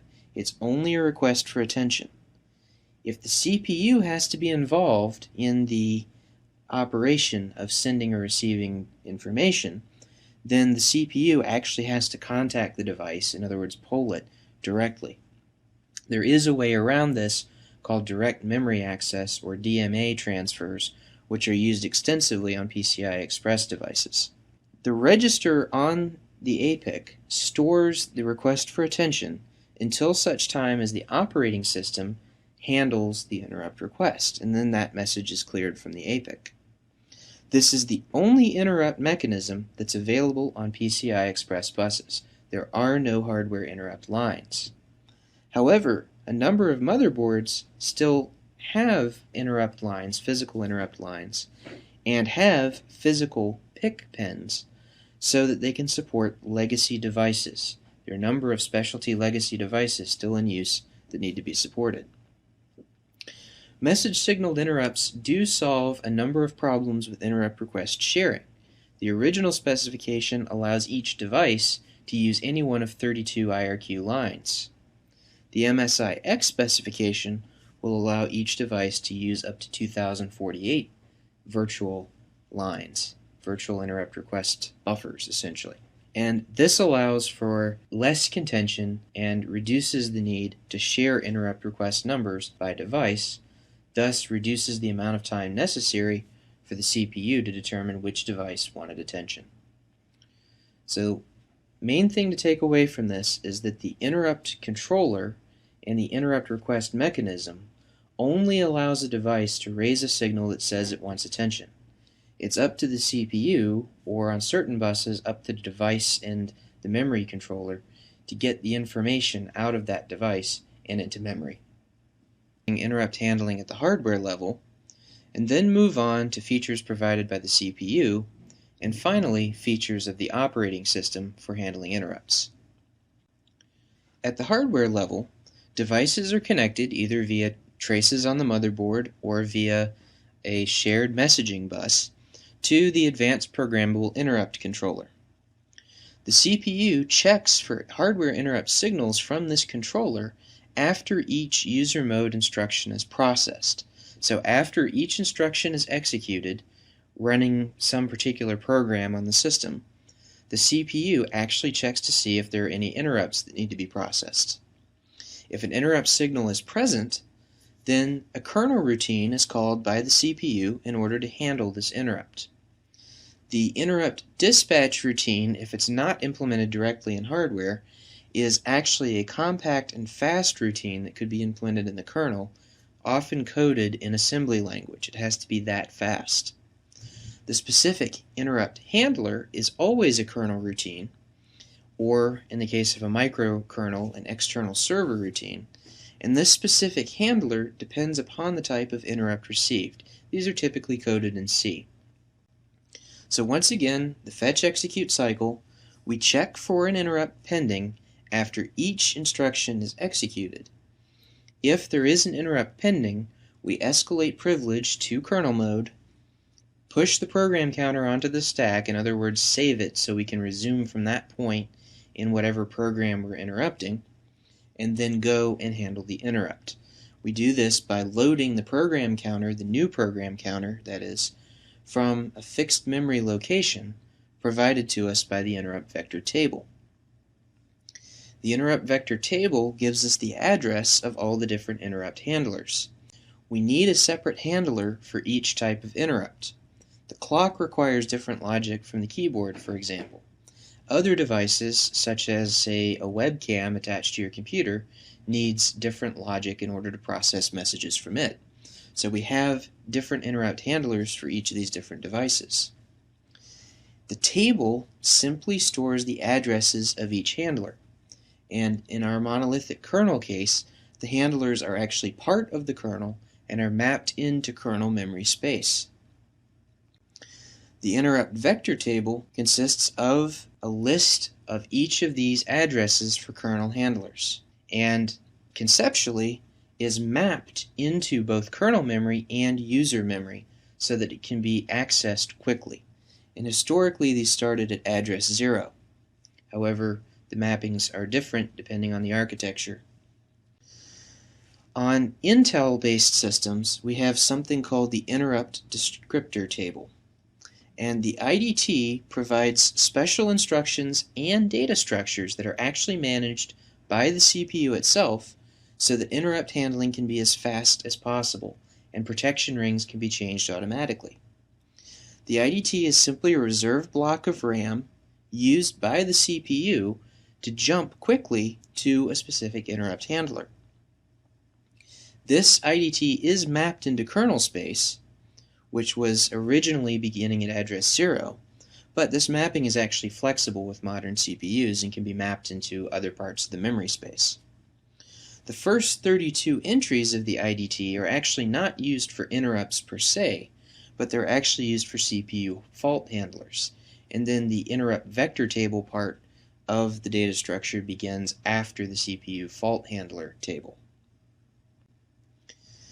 When we actually go to handle interrupts, the handling occurs in the kernel, and this is done with two levels of interrupt handling, the fast interrupt handler and the slow interrupt handler. The fast interrupt handler is the piece of code that's invoked directly from the interrupt vector table whenever an interrupt occurs. This is the piece of code that the CPU is just going to jump to when an interrupt occurs. Fast handlers execute in real time, and they're called fast interrupt handlers because they need to be fast. The execution of one of these interrupt handlers needs to be short. If any large-scale data transfer needs to occur, say we need to get a lot of data from the device all at once, this operation is handled by having the fast interrupt handler enqueue something called a task into the operating system's task queue. Whenever all the fast interrupt handlers for all the different interrupts are done executing, the CPU will go and check the task queue and execute any tasks that are present there. The part of interrupt handling that goes into the task queue is called the slow interrupt handler, and it's called this because it's not executed immediately and it can be interrupted by other devices. So what happens if an interrupt request is received while we're still processing an interrupt from a previous request? Well, there's no problem if we're in the slow interrupt handler, because this processing is done in such a way that we can stop this processing and handle the new interrupt if necessary. But what happens if we're still running a fast interrupt handler? Well, the new interrupt handler could be executed before the first interrupt handler is finished, and this could cause some major problems, especially if we get a new interrupt from a device that's sharing the same interrupt line as the one that we're handling. So what we do is we make fast interrupt handling atomic. That is, we make it uninterruptible. On a single core system, this is as simple as disabling interrupts as long as we're running a fast interrupt handler. On multi-core systems, there are actual special machine instructions to facilitate atomic operations that are pegged to one CPU core. These atomic interrupt handling operations will run to completion without interruption by any other interrupt or any other request on the system. Thus, the longer an interrupt handler takes to run, the longer the system will be unresponsive to any new interrupts. So what happens if a fast interrupt handler is coded in such a way that it takes too long? Other devices might be requesting attention at the same time that this long-running interrupt handler is executing. Worse, the same device that generated the original interrupt might now have more data to deliver to the OS before all the previous data is completely received. This could cause hardware failures, buffer overflows, dropped data, dropped messages, all kinds of issues at the hardware level. However, inside the operating system, this could lead to something called an interrupt storm, which is really bad. An interrupt storm occurs whenever another interrupt is always waiting to be processed whenever a fast interrupt handler finishes its execution. That could occur either because the fast interrupt handler is too long and needs to be split into a fast and a slow handler.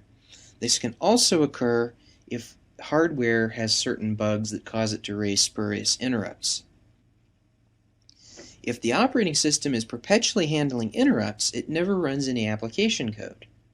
Thus, it never appears to respond to any user inputs. The result of this situation is something called a live lock. The system is still running, it's still processing all these interrupts. However, it's not doing any useful work. Thus, to the user, the system appears to be frozen. And when an interrupt storm occurs and this live lock situation results, the typical way out of this problem involves judicious use of the power button. So, interrupt handling is an important concept in order to support multiprogramming systems. And interrupt handling, when these interrupt messages come through from hardware, is divided into two types of handler so that we don't get the interrupt storm. The fast interrupt handler executes atomically without being interrupted by anything else, but it must be fast, must enter that interrupt handler, do some very short operations, and immediately exit that handler. If any long-running operations need to occur as a result of a device interrupt request, we need to handle those operations inside the slow interrupt handler. Resources, and how the system and its processes view random access memory.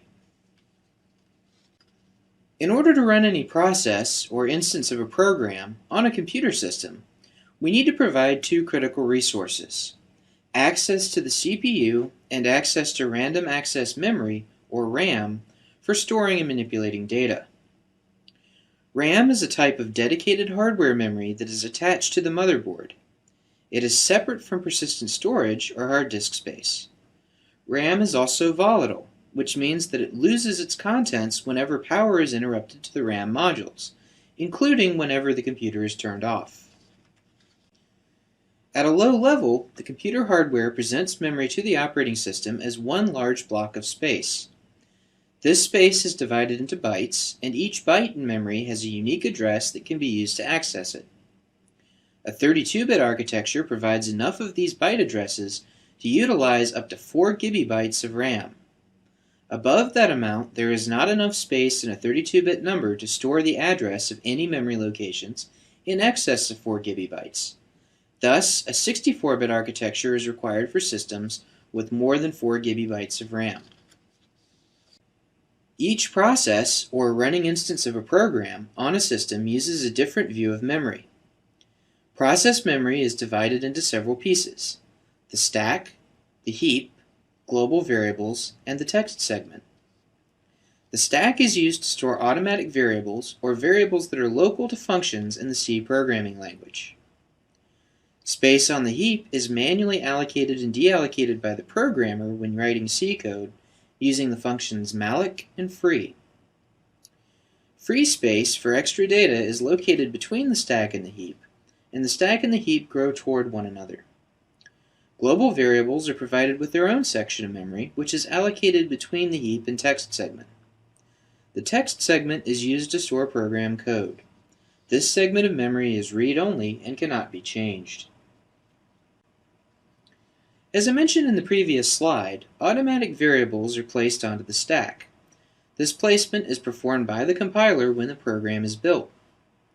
Placement of data onto the heap is historically performed by the programmer, although many of these operations are now automated in modern dynamic languages.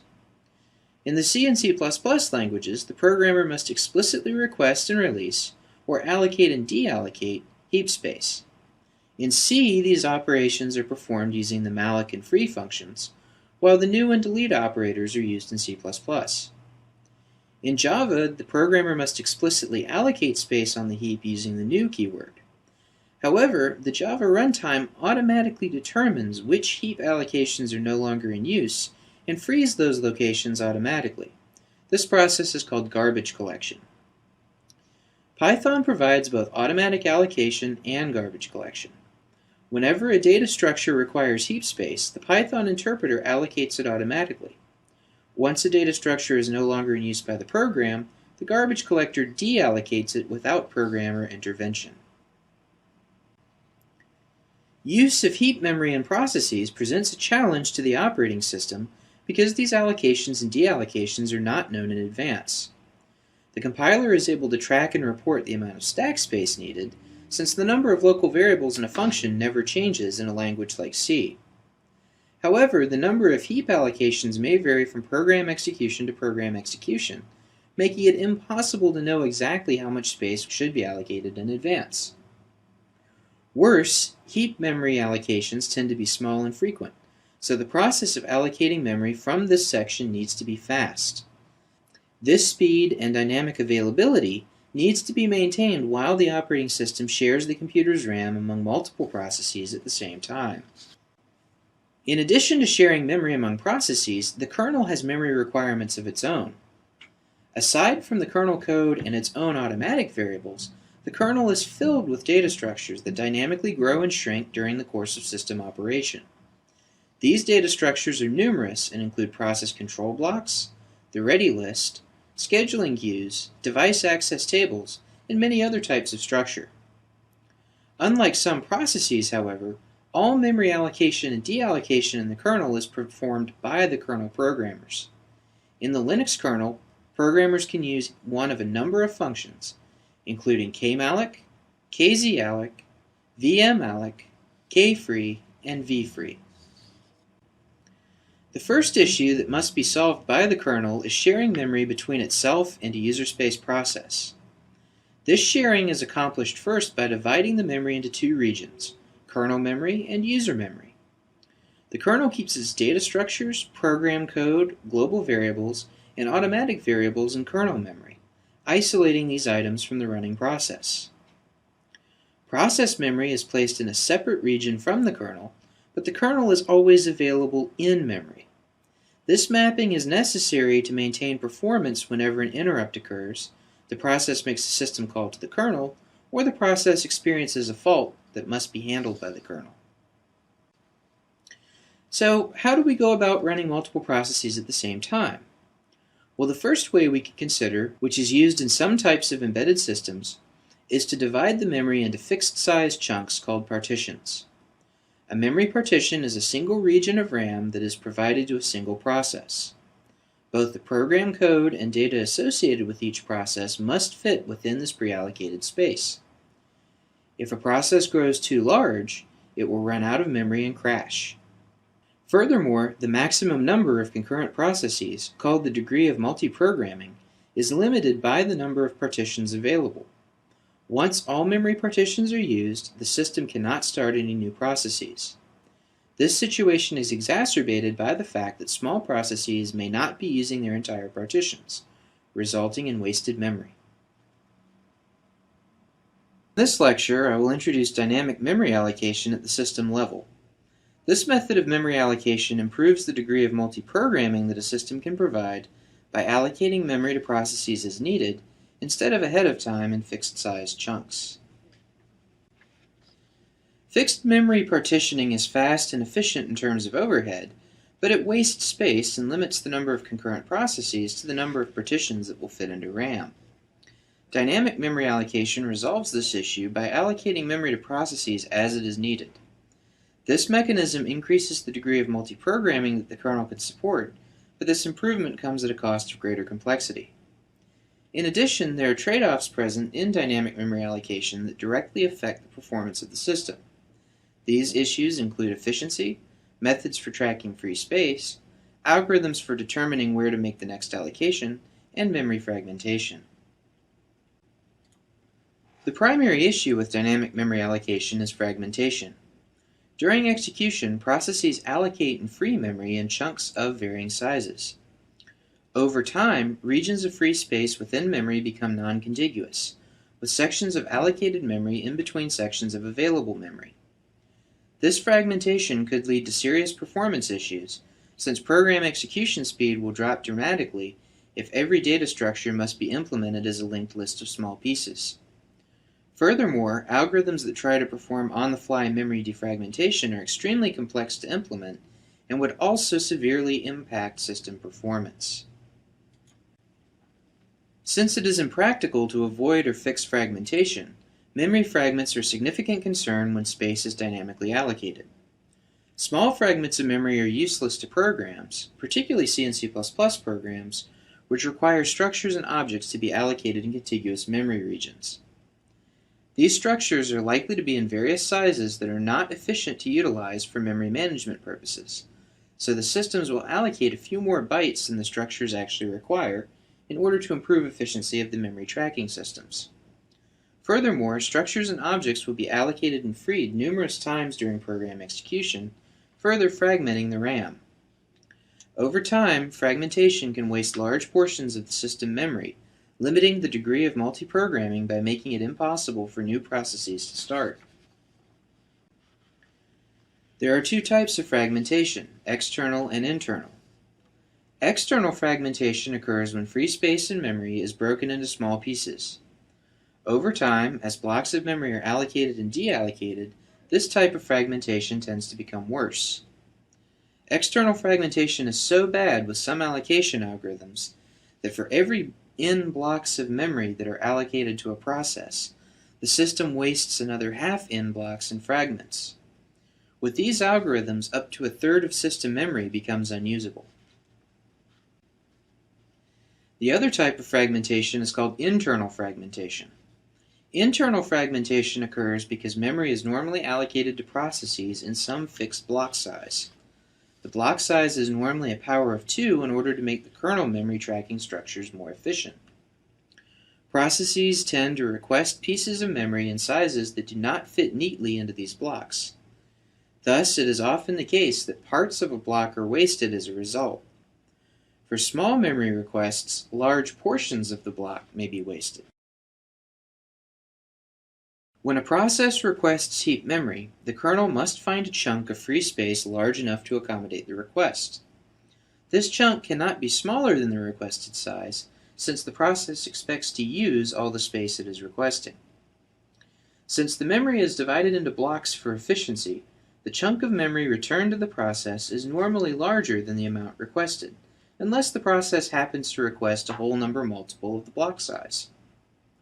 I'm now going to introduce 4 classical algorithms for dynamic memory allocation: best fit, worst fit, first fit, and next fit. The first classic algorithm for dynamic memory allocation is the best fit algorithm. In this algorithm, the kernel searches for the smallest chunk of free space that is big enough to accommodate the memory request. Although best fit minimizes internal fragmentation by avoiding over-allocation, external fragmentation is a major problem. An attempt to reduce the external fragmentation in the best fit algorithm is observed in the somewhat counterintuitive worst fit algorithm. Using the worst fit algorithm, the kernel finds and allocates the largest available chunk of free space, provided it is large enough to accommodate the request. In theory, this allocation strategy leaves larger, and thus potentially more usable, chunks of free space available. In practice, however, this algorithm still fragments badly, both internally and externally. Aside from the fragmentation, both of these algorithms are impractical in actual kernel implementations because they must perform a search of the entire free list to find the smallest or largest chunk of memory. The need to search the free list is eliminated using the first fit or next fit algorithm. In the first fit algorithm, the kernel simply finds and allocates the first chunk of memory that is large enough to satisfy the request.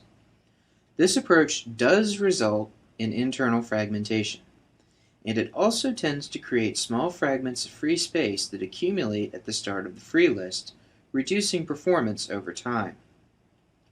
The next fit algorithm avoids the external fragment accumulation by starting the search for the next chunk of memory from the most recent allocation. In practice, only the first fit algorithm is used in the Linux kernel, and then only for embedded devices. This algorithm is called the slab allocator, which stands for Simple List of Blocks.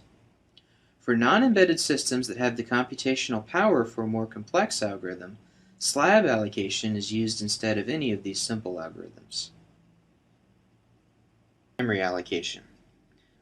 I will introduce the power of two methods with the buddy system and coalescence for allocating memory to processes.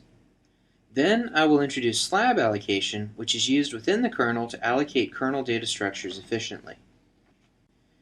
In the previous lecture, I introduced the classic algorithms for memory allocation: best fit, worst fit, first fit, and next fit. Now I want to introduce algorithms that are actually used within OS kernels to perform memory allocations efficiently. These algorithms are called power of two methods, and they work by maintaining information about allocated and free blocks in a binary tree instead of a list. At the top level, memory is divided into large blocks called superblocks. As processes request memory, these superblocks are divided into smaller subblocks from which the memory is allocated. Subblocks can be further divided, creating a hierarchy of block sizes. Algorithms based on this method are relatively fast and scale to multiple parallel CPU cores. These algorithms also reduce external fragmentation by coalescing free blocks, as I will discuss in a few moments. Some internal fragmentation does still occur, however. In this diagram, we can see three superblocks, two of which are partially in use. Each of the first two superblocks has been divided into three subblocks, and the third subblock of the first superblock has been further divided. When a process requests memory, the kernel must perform a search of the tree to find an appropriately sized block to handle the request. In performing this search, the kernel might subdivide an existing block into a smaller block to reduce the amount of internal fragmentation. Since this is a search process, a reasonably powerful CPU is required to make this operation efficient. Another improvement to memory management is to utilize a buddy system in the power of two strategy.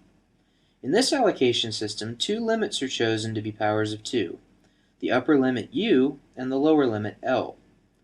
The superblocks are the blocks of size U, and these blocks can be subdivided into blocks as small as L bytes. There are trade-offs in picking the size to use for L. A smaller size produces less internal fragmentation, since the block size more closely matches the smallest request sizes from the processes.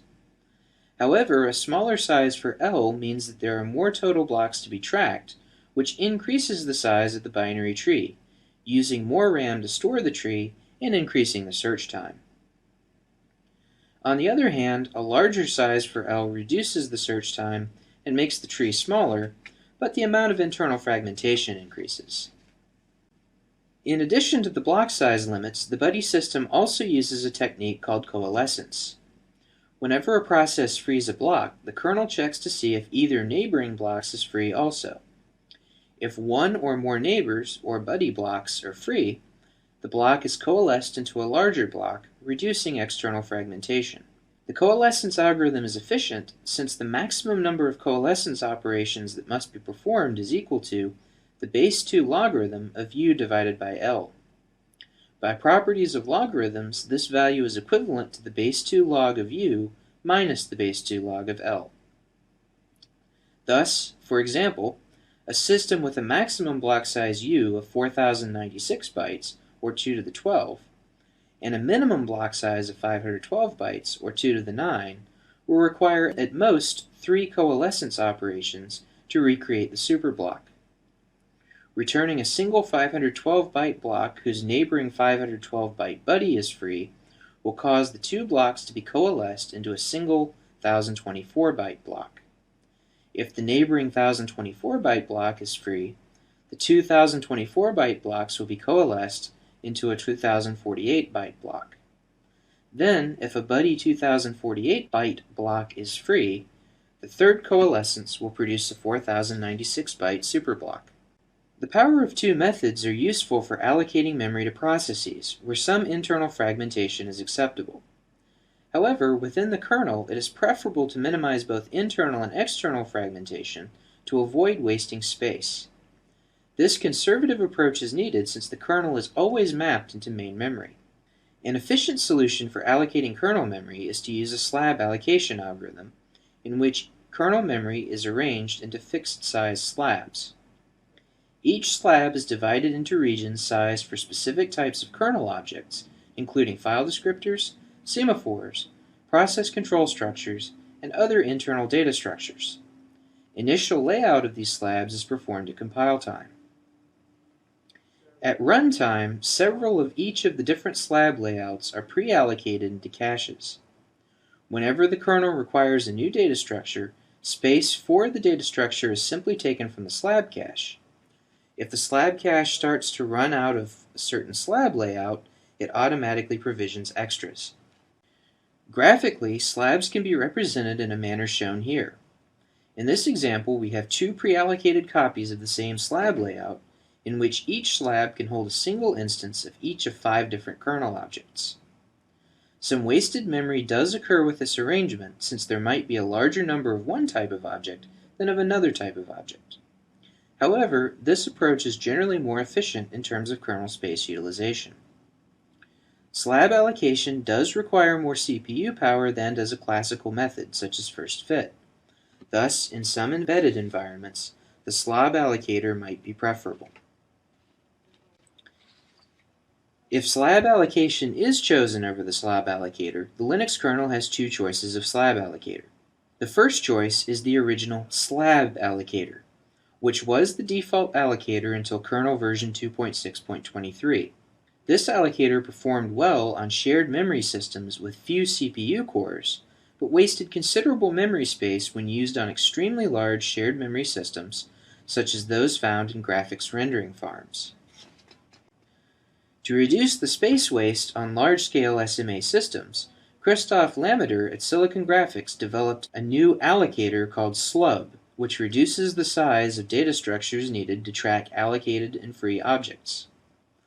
The initial implementation of the slub allocator contained a performance bug that affected the results of certain memory benchmarking tools. Initially, Christoph believed the bug was of little importance, since the conditions required to trigger it were fairly uncommon in practice. However, Linus informed Christoph that either the problem would be fixed or slub would be dropped entirely from the kernel. In the end, it was determined that the bug was caused by adding partially used slabs to the beginning of a linked list instead of to the end of that list. The fix was a change to one line of code, and the slub allocator has been the default Linux allocator since 2.6.23.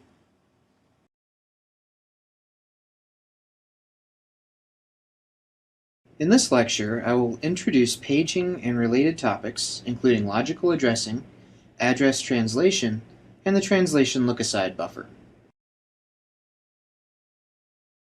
Paging provides a mechanism for sharing memory among multiple user space processes at the same time.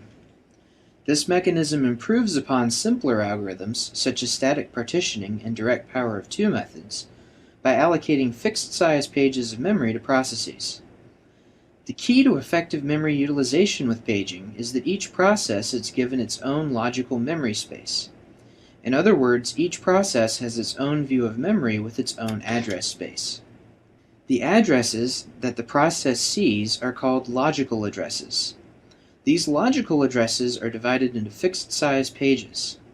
Each process in the system receives its own private set of pages with private memory addresses. When a process accesses memory using one of its logical addresses, the CPU translates the logical address into a physical address. Physical addresses refer to locations in system memory. For performance reasons, translation is done in terms of memory frames, or fixed-size regions of RAM. The base frame size is normally 4 kibibytes, although this can vary by hardware device, and most hardware can support multiple different frame sizes. Operating systems normally use logical page sizes that correspond to supported hardware frame sizes. Again, 4 kibibyte pages are a typical base size. On x86 and x86-64 systems, the Linux kernel can support so-called huge pages, which can be as large as 1 gigabyte when using the newest AMD and Intel CPUs. The key advantage to paging is that it eliminates the issue of external fragmentation. Since the CPU is translating logical page-based addresses into physical frame-based addresses anyway, there is no need for the physical frames to be contiguous. As a result, we can store a data structure in process memory using pages that are logically contiguous. However, when these logical pages are mapped to physical frames, the frames may be scattered throughout RAM. Notice that the distinction between a page and a frame is a matter of terminology. A page refers to a block of logical memory, while a frame refers to a block of physical memory. For now, pretend that there is a one-to-one correspondence between logical pages and physical frames. We'll make things more complicated later. The key to making page translation efficient is that the CPU contains special hardware called the Memory Management Unit, or MMU, which performs the translation operations. In this diagram, the process accesses memory using logical addresses, which are divided into pages. When requests are made using these addresses, the Memory Management Unit on the CPU translates the logical address into a corresponding physical address. The resulting physical address will be to some point of a physical memory frame. Note that individual memory addresses within pages or frames still remain contiguous, which is important because the MMU translates page numbers to frame numbers, leaving the offset to the memory location within the page unchanged. As shown in this diagram, we can divide a logical address from a process into two components, the page number P and the offset D. When the MMU is asked to perform a translation, it consults a data structure called a page table, which provides a mapping between page number and frame numbers. Using this information, the MMU constructs the physical address by using the corresponding frame number, represented here by the letter F, in place of the page number. Once again, the offset to the particular byte within the page or frame is left unchanged. A particular byte in RAM is actually addressed using the frame number and offset into the frame. However, to the process, this memory access appears to occur using a logical memory address, which is conceptually divided into a page number and offset. The offset component is not changed by the MMU, but the page number is replaced by the physical frame numbers. In order to perform the translation from page numbers to frame numbers, the MMU must consult the page table. The page table is a data structure that is itself stored in RAM in the kernel memory space. Storing the page table in RAM leads to a major problem, since every MMU translation would require a lookup. Since the lookup requires a memory access, each process memory request would actually require two physical memory accesses. This situation is especially troublesome because a memory access occurs both upon accessing data and upon reading the next instruction to be executed. Without some additional hardware to resolve this problem, system memory performance would be effectively cut in two, greatly reducing the overall performance of the system. The solution for eliminating the double memory access issue is to add a component to the CPU called the Translation Look-Aside Buffer, or TLB, which stores some page-to-frame mappings. Some TLBs also provide room for address space identifiers, which aid in implementing memory protection. The TLB is a piece of associative memory, meaning that it can perform rapid, parallel searches, resulting in constant time lookups for page translation. This memory is exceptionally fast, meaning that it is also quite expensive. As a result, TLB sizes are typically limited from 8 to 4096 entries. The addition of the TLB provides a potential shortcut for performing address translation. Instead of immediately searching the page table, the MMU first searches the TLB. If the page-to-frame mapping can be found in the TLB, then it is used to perform the translation from page number P to frame number F. This situation is called a TLB hit. A TLB miss occurs whenever the page number is not present in the TLB. In this case, the MMU must search the page table to locate the appropriate frame number. The CPU and operating system employ various policies to determine when to store a page-to-frame mapping in the TLB. A simple policy would be to use a first-in, first-out policy that replaces the earliest entry in the TLB with the newest entry upon a TLB miss. Other, more complex, and potentially better policies also exist. Tables.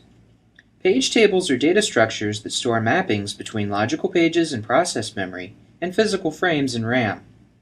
These structures are used and managed in different ways on different systems, often with assistance from the hardware. At the end of this lecture, I will discuss extended page tables, which are useful for allowing hardware to support multiple simultaneous operating systems at once. Recall from the previous lecture that the page table stores mappings between page numbers and frame numbers. Whenever a TLB miss occurs, the page table must be searched to find the appropriate mapping. CPUs have differing levels of support for managing and searching the page tables automatically. On most modern systems, including x86-64 and ARM CPUs, the page tables are managed and searched by the CPU automatically upon TLB miss. This search increases the memory access time, but no fault or interrupt is generated. As a result, the CPU does not have to perform a context switch. Among a few other CPUs, the MIPS architecture requires the operating system to manage and search the page table. Whenever a TLB miss occurs, the CPU triggers a fault, which is a type of interrupt. The CPU must make a context switch away from whatever task is currently being executed in order to execute the interrupt handler for the fault. Software-managed page tables are becoming increasingly uncommon even on embedded systems, as the popular ARM CPU supports hardware management. The MIPS CPU is typically used in lower-end consumer devices, such as inexpensive e-readers and the least expensive tablets. One approach to reducing the page table search time whenever a TLB miss occurs is to store the page table as a tree instead of a list. This technique of hierarchical page tables divides the page tables into pages. Each logical address in process memory is divided into an outer page table, a set of offsets into various levels of subtables, and a final offset to the specific byte of memory to be accessed. This technique can be generalized to any number of levels in the hierarchy, but I will present here a simple system that uses only 2 levels. As illustrated in this diagram, the data structure is arranged so that an outer page table provides a mapping between outer page numbers and page table pages. Once the proper page table page is located, the translation from page number to frame number can be completed quickly, since the page of the inner page table is relatively small. The address translation mechanism used with hierarchical page tables is more complex than that used with a simple linear page table. The logical address is divided into additional components.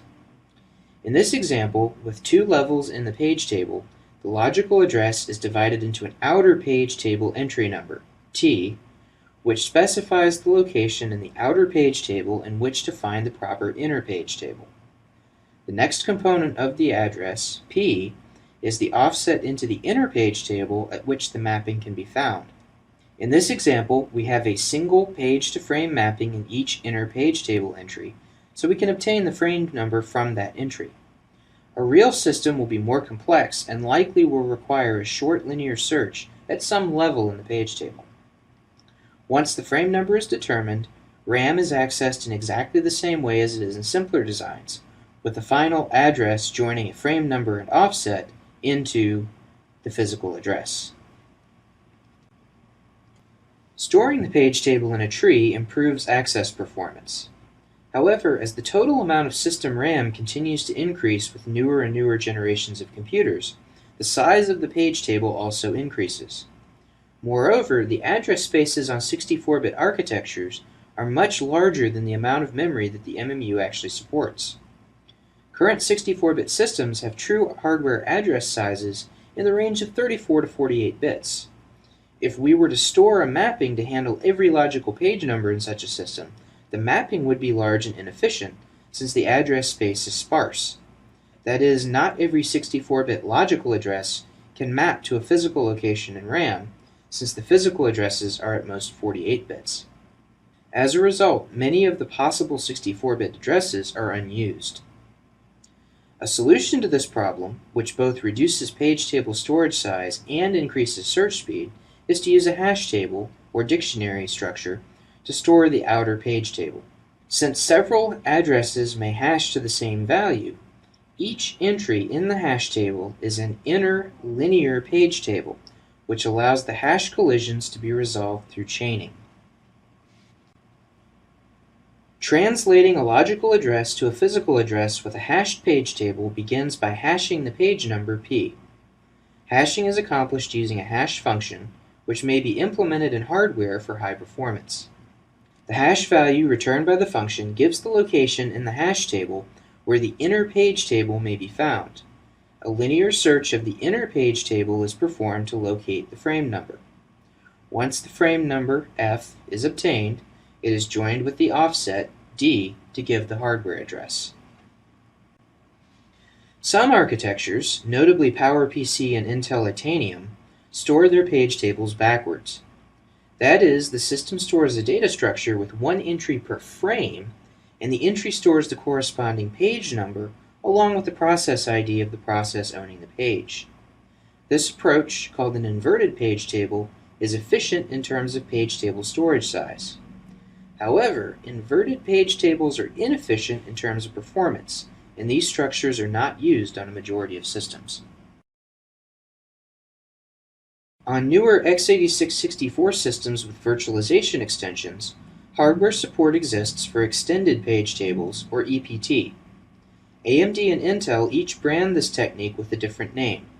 AMD uses the term Rapid Virtualization Indexing, or RVI, on newer CPUs. They used to call this technique Nested Page Tables, or NPT. Intel uses the Extended Page Tables terminology. EPT adds a level of paging to the system.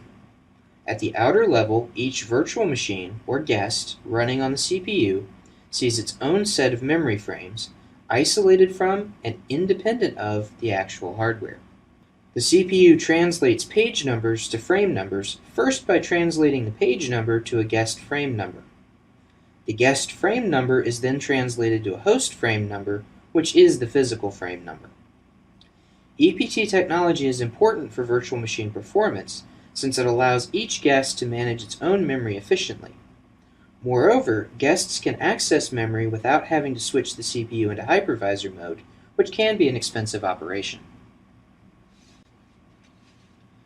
The downside to logical address translation with extended page tables is that it becomes conceptually more difficult to understand, as illustrated by the complexity of this diagram. A process running in a guest operating system makes a memory request just as it would if no virtualization were present. This memory request is divided into a page number and an offset as usual. The CPU then performs translation of this page number, P, to a frame number, F, also as usual. Furthermore, as far as the guest operating system is concerned, the translation is complete. The guest OS sees the memory region provided by the host system as if that memory were physical memory. In other words, the guest OS has no idea that it is running in a virtual machine. To the guest OS, the virtual machine looks just like a physical system. However, in reality, the guest's physical memory is actually an illusion provided by the host. To make this illusion work, the host must translate the frame number, F, in guest memory to an actual physical frame number, G. This translation is performed by the CPU without any context or mode switches using the EPT table. Once this translation is performed, the physical memory address is generated by combining G and D, where D is the original, unchanged offset into the page. It is important to note that this entire process is performed by the CPU, without switching to the host OS or hypervisor. In this lecture, I will discuss memory protection, including segmentation and permission bits on page table entries. Remember that operating systems perform two functions, abstraction and arbitration. Mechanisms for accessing memory provide abstractions of the underlying memory hardware. However, operating systems must also arbitrate access to RAM by ensuring that one process cannot access memory that does not belong to it. Without this arbitration, a process could change memory belonging to another process, or worse, it could crash the system by changing memory that belongs to the kernel. On systems that utilize simple memory management, such as power of two methods, memory access protections are provided by a mechanism called segmentation. On the majority of modern systems which employ paging, memory protection is implemented as part of the paging system, and memory access permissions are stored in the page table. On any system, process memory is divided into logical pieces or segments at compile time. These segments include the text segment, a region for global variables, a stack region for automatic variables, and a heap for dynamically allocated data structures. Access permissions apply to each segment. In particular, the text segment is set to be read-only. Outside a single process, there must be a mechanism to track which segments of memory belong to which processes. When a process is executing, its segments are marked valid so that it can access the corresponding memory locations. Segments of memory belonging to other processes are marked invalid, and any attempt to access those segments results in a fault or interrupt called a segmentation fault. Typically, a segmentation fault causes the process to be terminated. Segment memory permissions are implemented on non-paging systems using a segment table. The segment table has permission bits that can be applied to each region of memory. When memory is accessed using segmentation, the segment table must be consulted to determine whether or not the access is legal. In this example, a process requests access to memory using a logical address. Since we do not have paging with this system, this logical address is not translated by a page table mechanism. However, this logical address is divided into a segment address and an offset into the segment in a manner similar to page translation. The MMU checks the segment table to determine if a particular memory access is valid. In this example, the segment table stores up to 4 permissions and up to 3 bits, a valid-invalid bit, a read-write bit, and an execute bit. In practice, most systems that support segmentation without paging normally only use 2 bits, valid-invalid, and read-write. If the process tries to read from a segment that is marked valid, the memory access is permitted and occurs normally. The same thing happens if a process tries to write to a memory location that is marked both valid and writable. However, if a process tries to write to a segment marked read-only, or if a process tries to access an invalid segment, the CPU triggers a segmentation fault and the process is terminated. For some invalid accesses on a Unix-like system, this segmentation fault may be reported as a bus error. With paging systems, which comprise the majority of modern systems, including mobile devices, memory protection is accomplished by adding permission bits to the page table entries. In general, page table entries will have a valid-invalid bit and a read-write bit. The valid-invalid bit is used in the same way as it is for segmentation. Pages that a process is allowed to access are marked valid. Other pages, and any non-existent pages, are marked invalid. If a process attempts to access an invalid page, a CPU fault is raised, which functions like an interrupt to trap into the kernel. A Linux kernel will send a SIG-SEGV or SIG-bus signal to the process, depending on the location in memory the process tried to access. In practice, this signal is normally not caught, and the process terminates. For historical reasons, this event is called a segmentation fault, or seg fault for short. The read-write bit, used to mark the text segment of a process, can be used to allow pages of memory to be shared between processes. Pages that are reentrant, or read-only, can be accessed by multiple instances of multiple programs simultaneously. This capability is useful on modern systems since multiple instances of programs are typically run at the same time. In the case of a web browser, for example, it is only necessary to load one copy of the browser program code into memory. Several copies of the browser can be run as several different processes, sharing the program code and thus saving memory. The open-source Chromium browser and its Google Chrome derivative allow each tab to run in a separate process. Shared memory pages allow the code for the browser, any extensions, and any plugins to be loaded only once, saving memory. This diagram illustrates how 2 processes can share a single page in RAM. Each process sees a handful of valid frames, one of which is marked read-only. If this memory frame contains code or other information that can be shared between the processes, then the 2 frame numbers will be identical within the separate processes. Each process may use a different page number to represent this memory location, however. since each process has its own independent, logical view of memory. Incidentally, this diagram is a conceptual diagram only. It does not directly map to any particular data structure in the operating system. Instead, the two tables illustrate how each process might see the page table. Newer AMD and Intel CPUs support an additional permission bit for setting execute permissions. This bit, called the no execute or NX bit, is actually an inverted permission. It is set to 1 whenever execution of data found on a memory page is forbidden. Originally, the NX bit was implemented by AMD on its 64-bit capable processors, using the marketing name of Enhanced Virus Protection. Intel followed suit and added this mechanism as the execute disable or XD bit. The concept behind the bit was to provide a mechanism that could be used to prevent execution of native machine instructions from memory space used for regular data. Although the primary beneficiary of this feature was a certain virus-prone system that is not a Unix variant, the Linux kernel does support the NX bit as a guard against buffer overflow and similar exploits. In the example presented in the hypothetical page table here, only the page with hex numbers 04A4 allows code execution. In the event of an exploit attempt, a malicious application could try to load code in another page, perhaps 04A1.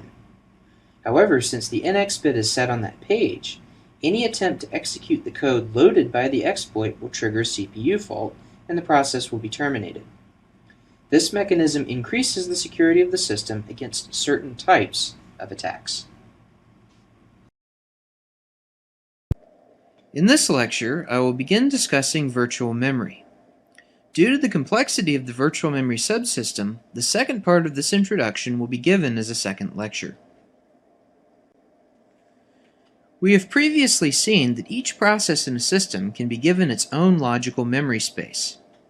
This arrangement allows logical pages to be mapped to physical frames without the need for physical frames to be contiguous, eliminating external fragmentation and increasing the degree of multiprogramming that a system can support. We can further increase the degree of multiprogramming in a system by recognizing that processes do not actually use all the memory in their logical address spaces at any given time. Parts of the program code, including error handlers and infrequently called functions, are not utilized often.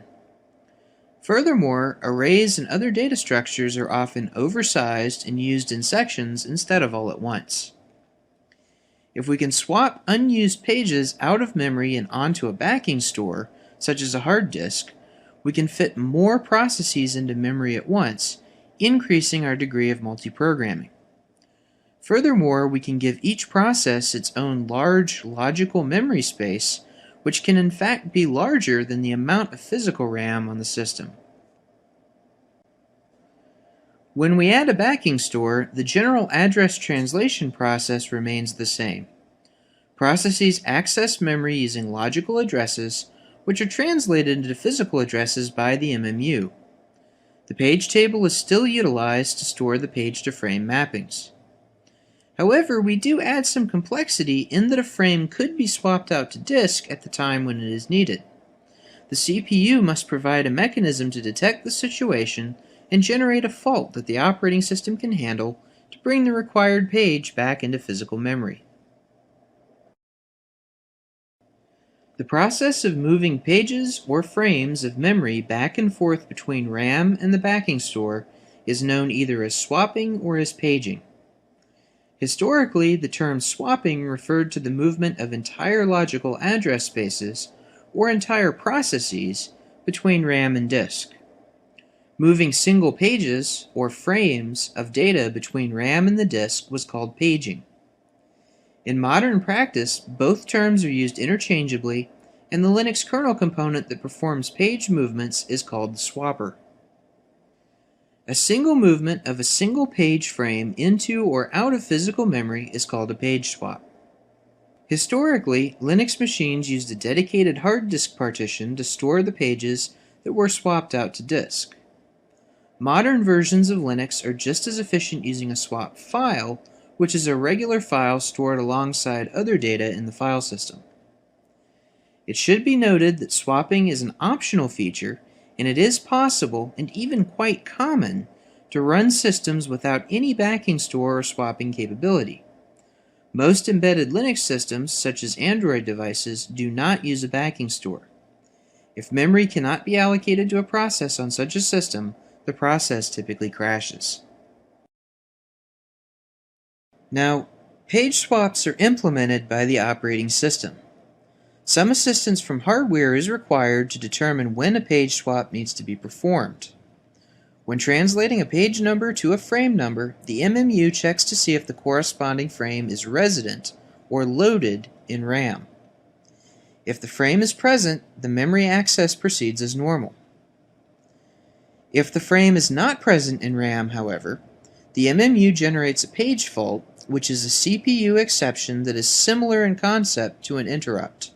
A specific page fault handling routine is registered with the system, either as part of the interrupt vector table or using a separate structure for fault handlers. A page fault causes this routine, known as the swapper in Linux, to be invoked. It is then the responsibility of the swapper to locate the missing page on the backing store and load it into RAM, possibly moving some other page frame to the backing store in the process. The address translation process gains a few steps when paging is utilized. A process makes a memory request using a logical address in its private address space as usual. The MMU first checks the translation look-aside buffer to determine if the page-to-frame mapping is present.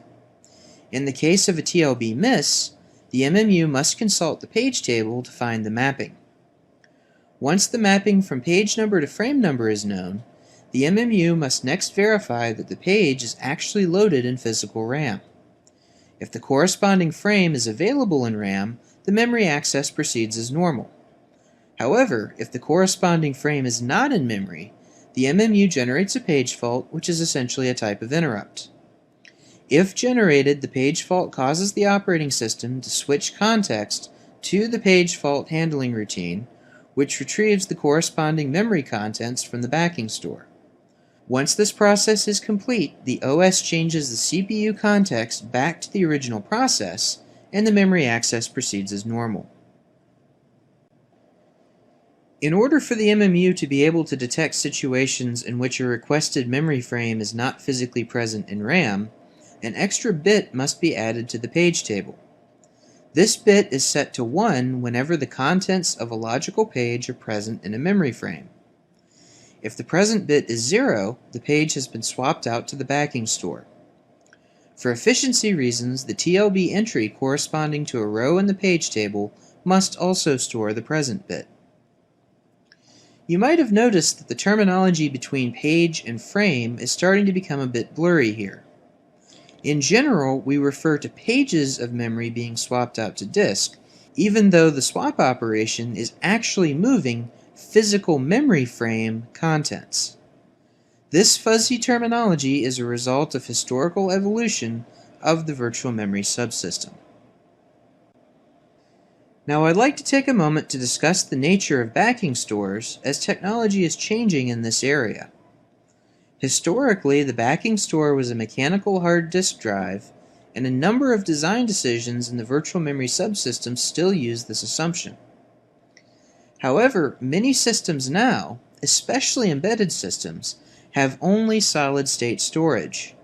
Since each block on a solid-state drive can be erased and written only a finite number of times, there is some question as to whether it is a good idea to use an SSD as a backing store for virtual memory. Many embedded devices do not use paging for this reason. Another issue with the backing store is that it is subject to attack via forensic disk analysis methods in the event the device is lost or stolen. Sensitive information, such as cached passwords and other credentials, might have been swapped out to the backing store, and these pieces of information could be recovered. One solution to this problem, which is available as an easy-to-enable option in Mac OS X, is to encrypt the contents of virtual memory. The downside to this approach is the addition of CPU overhead, on top of the generally slow nature of the backing store hardware. Another approach to avoiding the issues of write limits and post-mortem forensic recovery of sensitive memory data is to use the Linux compressed caching, or comp cache, mechanism as a backing store. With this approach, a section of RAM is reserved ahead of time to create a compressed RAM disk, or ZRAM disk. When a page is swapped out to this ZRAM disk, it is compressed on the fly to fit into a smaller amount of memory. Whenever a page needs to be swapped in from the backing store, the page is read from the ZRAM disk and decompressed. Although the compression and decompression steps do result in CPU overhead, the comp cache system is still generally faster than using a disk or SSD as a backing store. Furthermore, comp cache is as secure as RAM against forensic analysis, particularly against recovering sensitive information from a system that has been powered off for a period of time. In this lecture, I will continue the discussion of virtual memory by discussing paging performance and introducing demand paging, copy on write, memory mapped files, and shared libraries.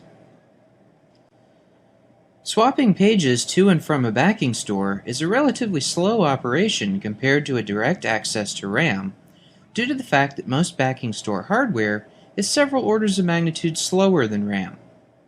Whenever a page fault occurs, the memory access that triggers the page fault will require more time than a non-faulting memory access. As long as the number of pages swapped out to the backing store is relatively small compared to the total number of pages of memory in the system, the performance cost of page swaps is amortized over all memory accesses.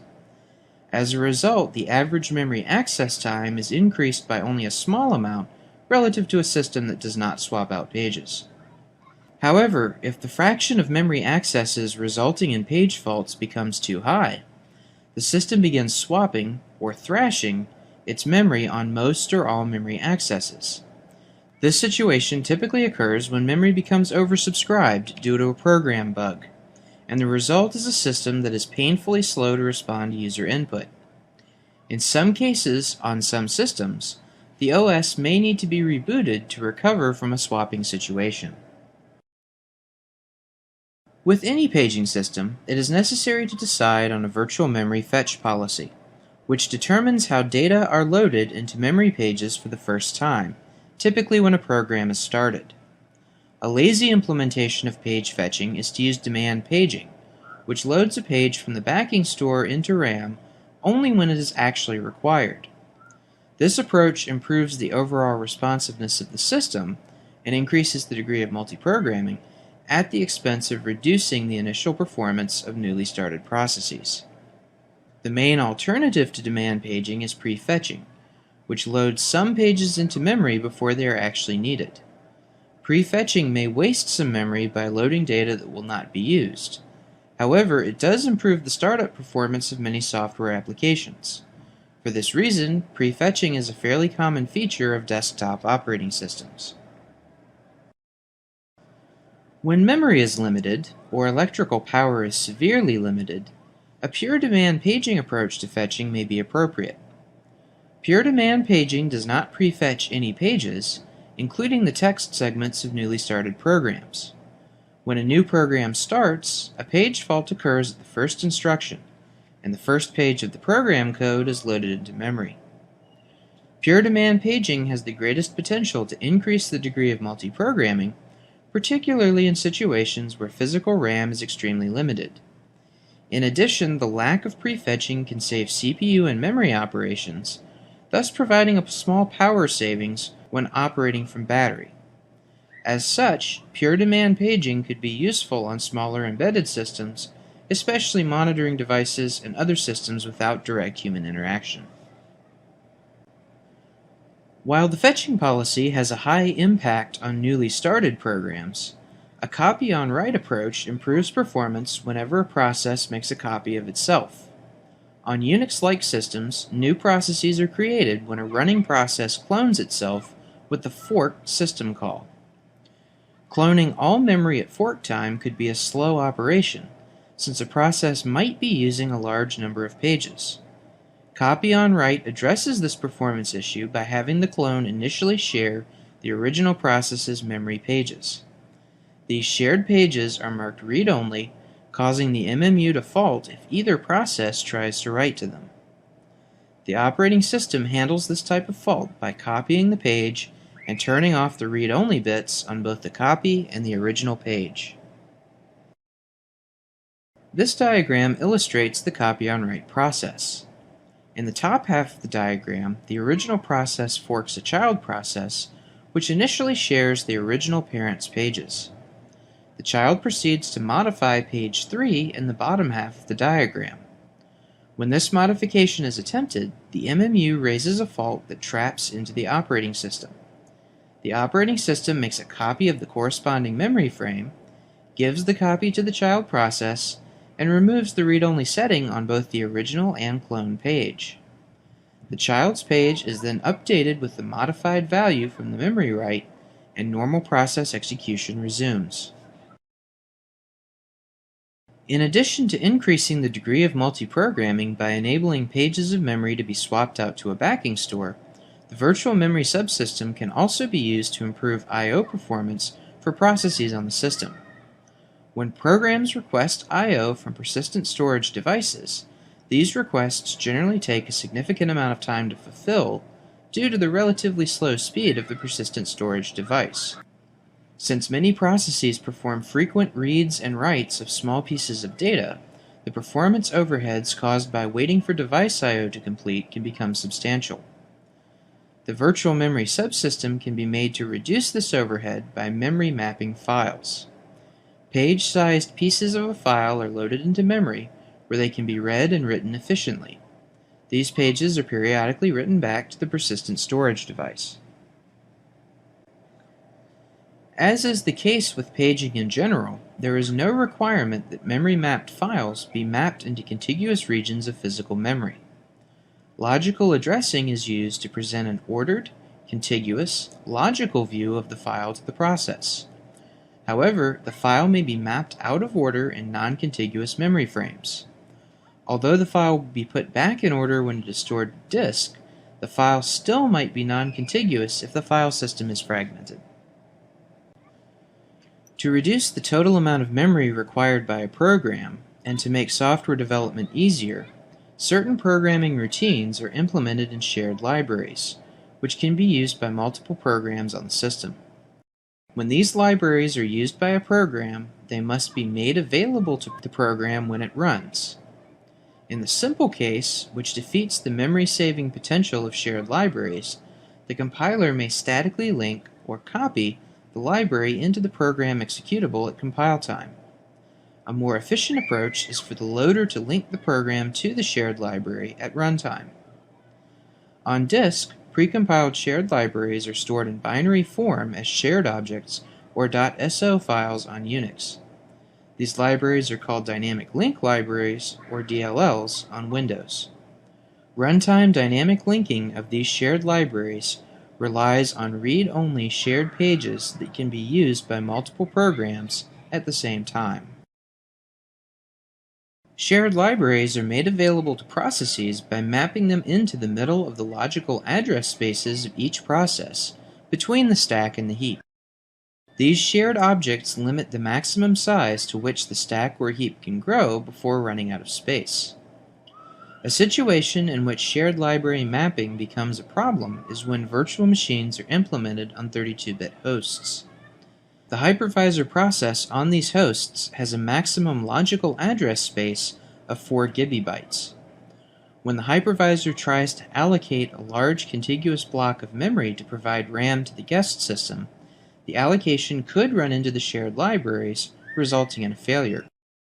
I have seen this type of failure occur on a 32-bit host when trying to allocate a contiguous block of just over 1.2 GB on a Linux system with 4 GB of physical RAM.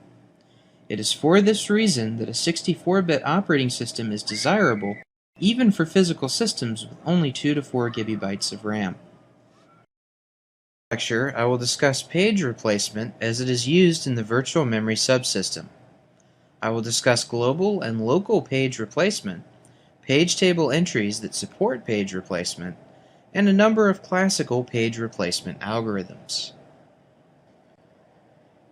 Whenever there is a demand for memory that is greater than the actual amount of physical RAM installed on the system, the operating system must determine which pages will be kept in memory and which pages will be swapped out to disk. When memory frame contents are swapped out to disk, the operating system needs to find a page of memory that is not currently in use. Furthermore, in an ideal case, the operating system should also pick a page that will not be used for some time, so as to reduce the total number of page swaps. In order for the page swapper to operate, some additional data must be kept about each page, including whether or not the page has been referenced and whether or not the page has been altered since it was last swapped into RAM. Decisions regarding page swaps can be made globally or locally.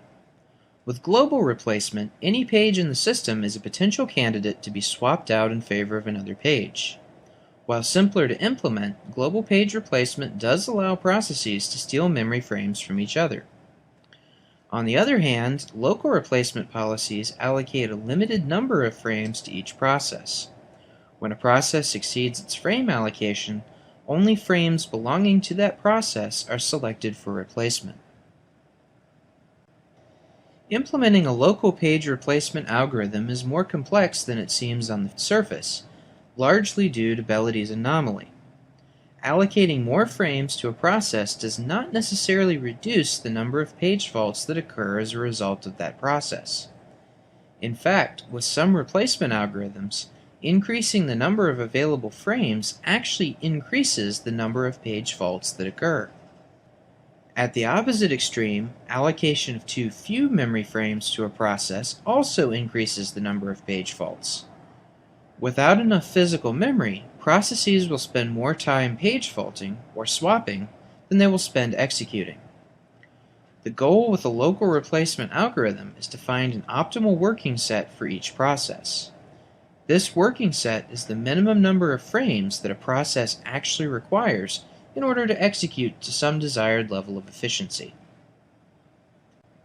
Regardless of whether global or local replacement policies are chosen, the operating system needs a few pieces of information to implement page swapping correctly. First, the operating system needs to know whether or not a page that is currently in memory has been referenced by a process. Pages that are loaded but unused might be more ideal candidates to be swapped out to the backing store. The second piece of information that needs to be stored in the page table is the dirty bit. This bit is set to 1 whenever a process writes to a page, which lets the operating system know that the copy of the memory frame contents on the backing store needs to be updated whenever the page is swapped out. Keep in mind that on systems with hardware-managed page tables, such as the x86 and x86-64 platforms, the MMU updates these bits automatically. Whenever a page fault occurs, the operating system must locate the desired page on the backing store. Then it must find a free frame in RAM into which the page can be loaded. If no memory frames are free, the operating system must select a victim frame to be swapped out to the backing store. The algorithm that is run to determine which frame will be the victim is called a page replacement algorithm. Page replacement algorithms ideally should minimize the total number of page faults in the running system in order to maximize system performance. Let's take a look at several classic page replacement algorithms. The first classical page replacement algorithm we will consider is the random algorithm. Whenever a page swap is required, this algorithm simply picks a victim frame at random. In practice, this random selection often picks a page that will be needed in the near future, leading to another page fault in a short time period.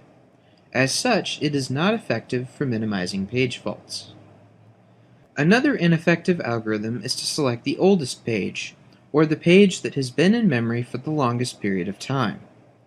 Unfortunately, this page could be frequently accessed, so if it is swapped out, another page fault could be triggered in a short period of time to bring it back into memory.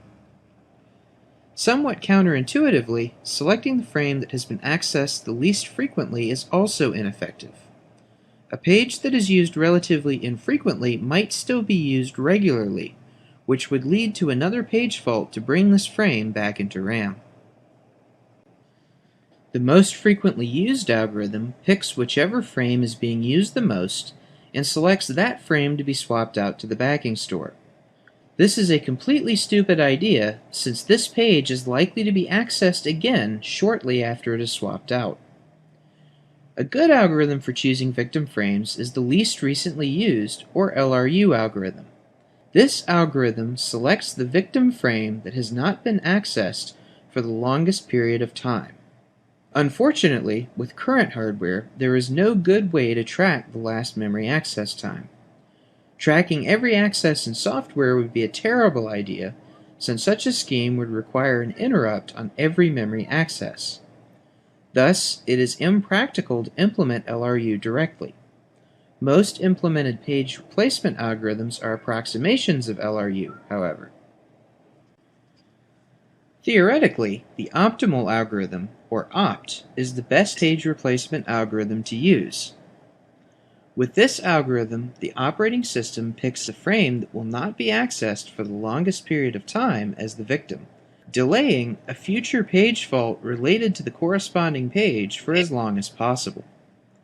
A mathematical proof exists showing that opt is the best possible page replacement algorithm.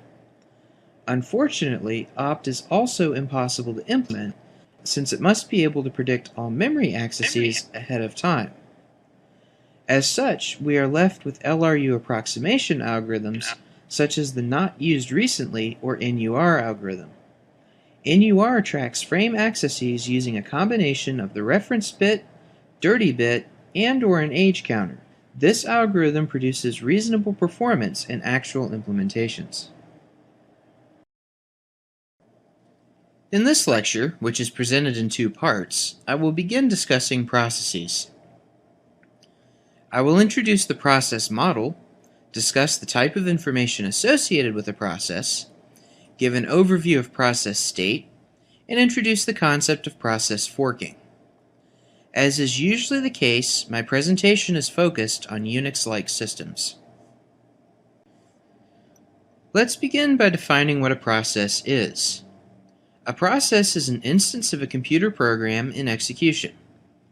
When we ask a computer system to run a program, the code for that program is loaded from disk into memory and executed as a process in the system. On some platforms, processes might be called jobs or tasks. On a modern system, a process consists of one or more threads of execution.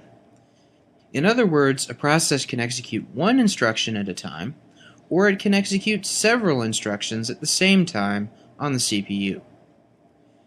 Each process on the system receives its own private allocation of resources. Each process also has access to its own data, and the operating system maintains statistics about each process in order to make effective scheduling decisions. In memory, a process is divided into segments. Program code and other read-only data are placed into the text segment. Global variables in a program have their own data segment that allows both reading and writing. Automatic variables, or local variables and functions, are allocated at compile time and placed on the stack. Data structures explicitly allocated at runtime are placed on the heap. As memory is used by a process, the stack and the heap grow toward each other. If a process makes use of shared libraries, these libraries are mapped into process memory between the stack and the heap. In order to track processes correctly and allow multiple processes to share the same system, the operating system must track some information that is associated with each process. This information includes the memory that the process is using, as well as the current location in the process code that is executing, known as the process program counter. The operating system must also track other resources in use by a process, including which files are currently open and any network connections the process is using. In addition to the information generated by the process itself, the operating system must keep scheduling information and statistics about each process. This information includes a unique identifier, or process ID, that can be used to distinguish processes from each other. In order to arbitrate access to system resources, the operating system must also store information about the owner of a process so that permissions can be enforced correctly. To facilitate scheduling decisions, the operating system collects various statistics about process execution, such as the amount of CPU time consumed and the amount of memory used. During the lifetime of a process, the process moves between several states. When a process is first created, it is initially in the new state. Once creation is complete and the process is ready to run, it transitions to the ready state where it waits to be assigned to a CPU core. When the scheduler selects a ready process to run, that process is moved to the running state and is given CPU resources. During execution, a process might request external resources, such as disk I/O. Since these resources take time to provide, the process is moved out of the running state and into the waiting state so that the CPU core can be given to another process. Finally, when a process is finished, it is placed in the terminated state so that the operating system can perform cleanup tasks before destroying the process instance completely. In this diagram, we can see how processes may transition between states. At creation time, a process is placed into the new state while the operating system allocates initial memory and other resources. Once creation is complete, the process is admitted to the system and placed in the ready state. Whenever a CPU core is available to execute a process, it is dispatched to the running state where it executes. Execution of a process can be interrupted for a variety of reasons. If a hardware interrupt occurs, the operating system might have to move the process off the CPU core in order to service the interrupt, returning the process to the ready state.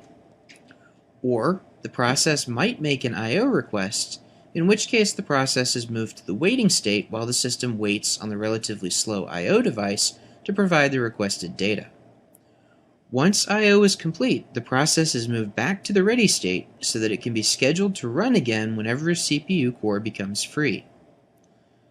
Upon exiting, the process is moved to the terminated state for cleanup. The mechanism for process creation is platform dependent. I will be introducing process creation on a Unix-like platform such as Linux or Mac OS X. On these platforms, all processes descend from a single parent process that is created by the kernel at boot time. On Linux, this first process is called init, which is the common Unix name for the first created process. Apple decided to call this process launchd on Mac OS X. By convention, the initial process always has a process ID of 1. The initial process must also remain alive for the entire time the system is up and running, otherwise the whole computer crashes with a kernel panic. The init or launchd process is started by the kernel at boot time. Every other process on the system is a child of this special process. Child processes on Unix are created by forking a parent process. The parent process makes a system call named fork, which makes a copy of the parent process. This copy, which is initially a clone of the parent, is called the child process. It is up to the parent process to determine what, if any, resources it will share with the child process. By default, the parent process shares any open file descriptors, network connections, and other resources apart from the CPU and memory with the child. However, the program code can close or reassign resources in the child, making the child completely independent of the parent. Once a child process is forked, the child becomes an independent instance of the program, which can be scheduled to run in parallel with the parent. However, the parent process can be coded to wait on the child process to finish executing before the parent proceeds. Furthermore, the parent process is able to terminate the child process at any time. On some systems, termination of the parent process will terminate all child processes automatically. On other systems, child processes become orphan processes whenever the parent terminates. Unix-like systems, including Linux, have the ability to support both models. Any process, including a child process, has the ability to load a different program into its memory space. This loading is accomplished via the exec system call, which replaces the entire program code of the process with the program code from a different program. New programs on Unix-like systems are started by forking an existing program, then execing the new program in the child process.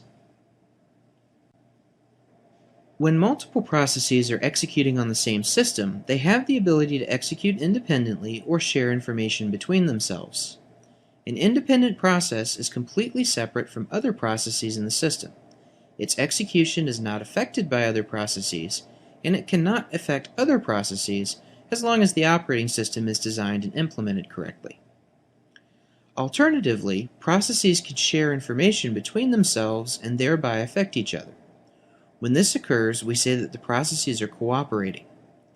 Cooperating processes may be used for a variety of reasons, including information sharing, implementing high-performance parallel computation, increasing the modularity of a program implementation, or simply for convenience when implementing certain designs.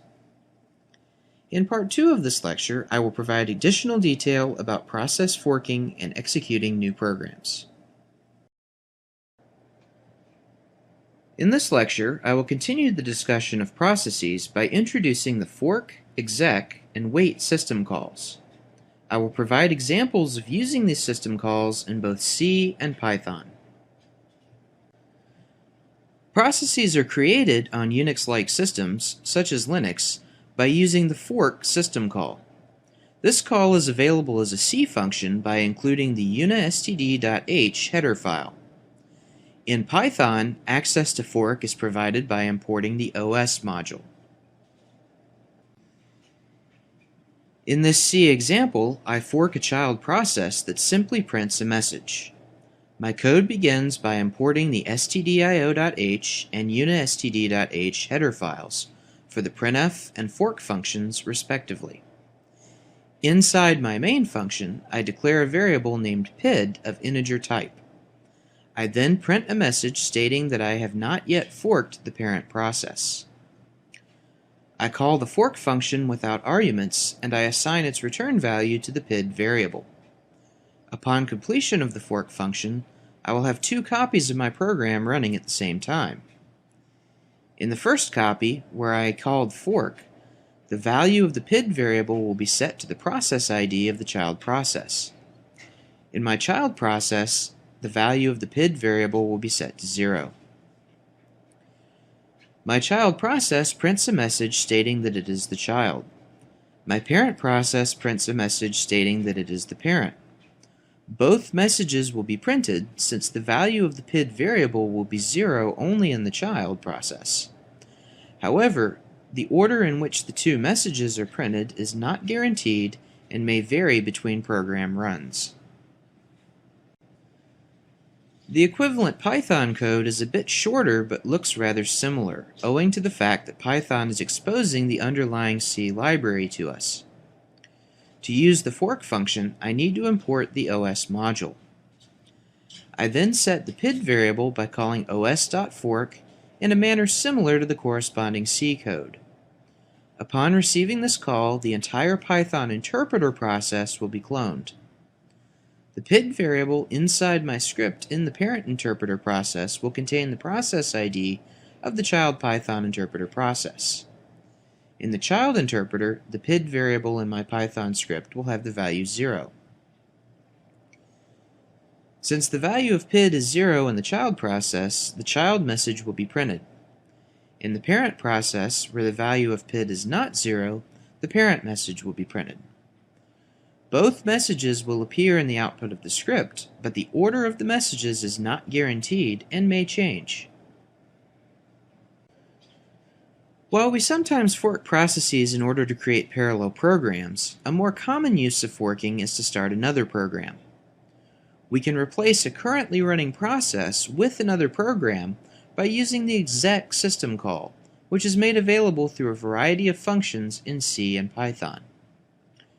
One important thing to remember about the exec system call is that it completely replaces the currently running program with the new program. A common error is to try to put program code after a call to exec in an attempt to perform some other operation after the external program is finished. However, any such code placed after the call to exec will never execute, since that code gets replaced with the rest of the original program. Now, in practice, the exec system call is implemented as a collection of functions, not as a single function. These functions differ in whether or not they take arguments as a fixed set of parameters or as an array.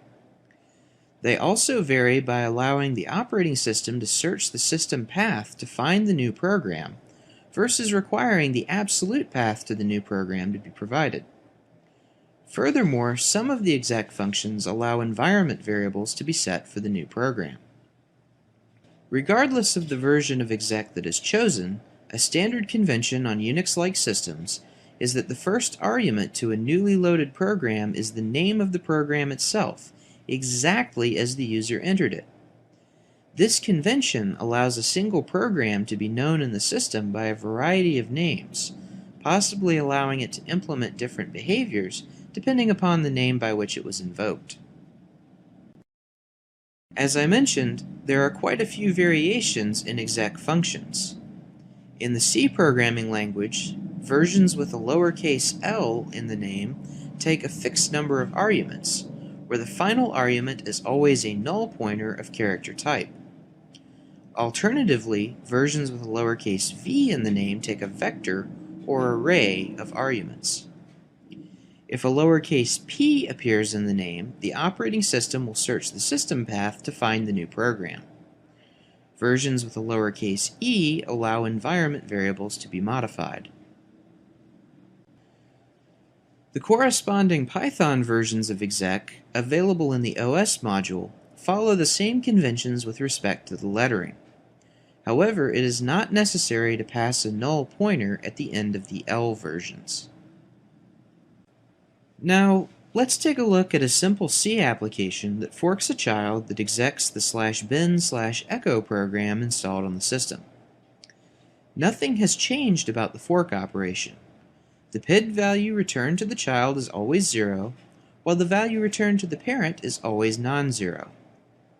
However, in the child, we are now using execl to load the /bin/echo program.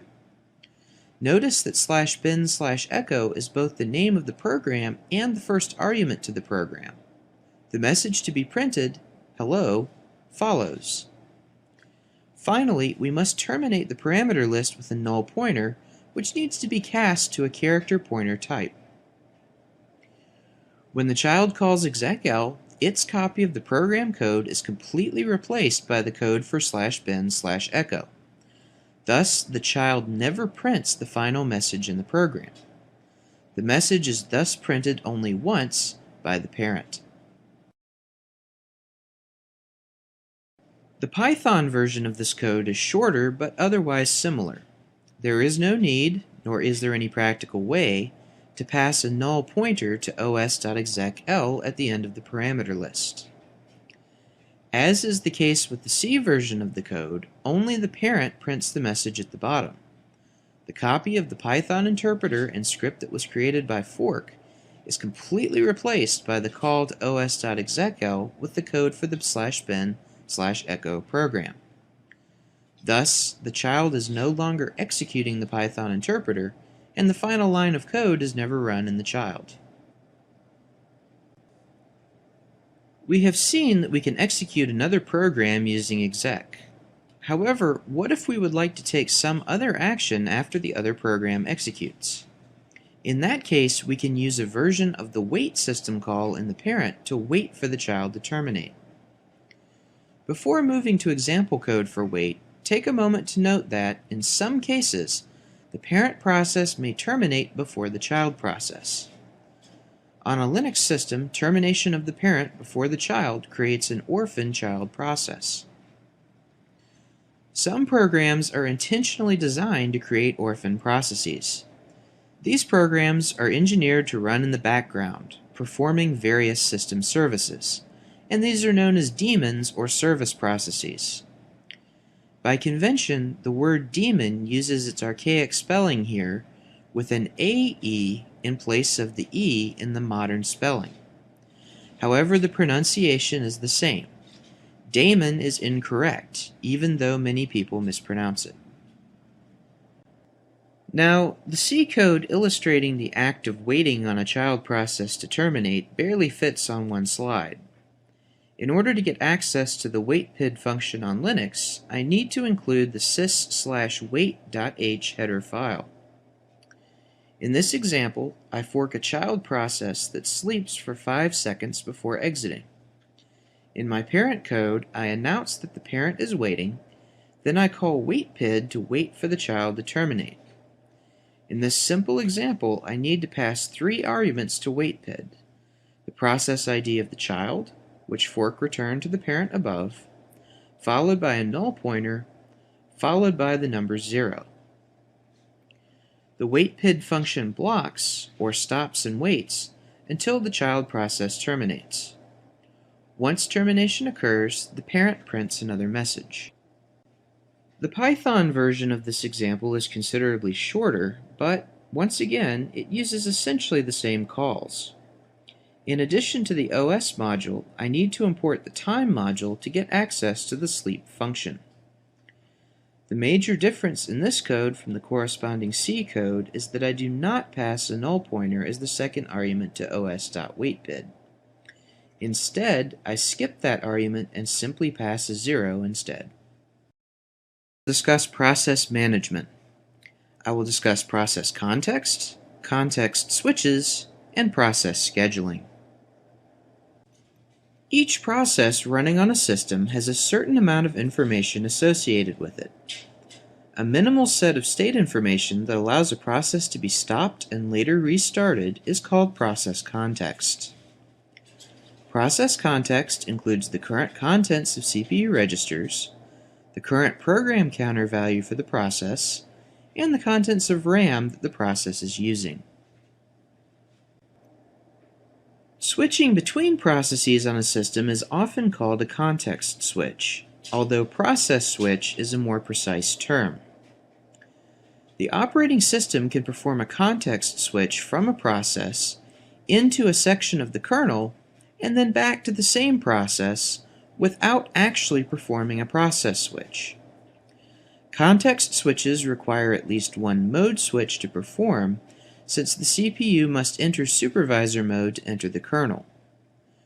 Relatively speaking, context switches are a fairly expensive operation, and frequent context switching will reduce system performance. Whenever the operating system needs to switch from one process to another, it must first make a context switch into the kernel.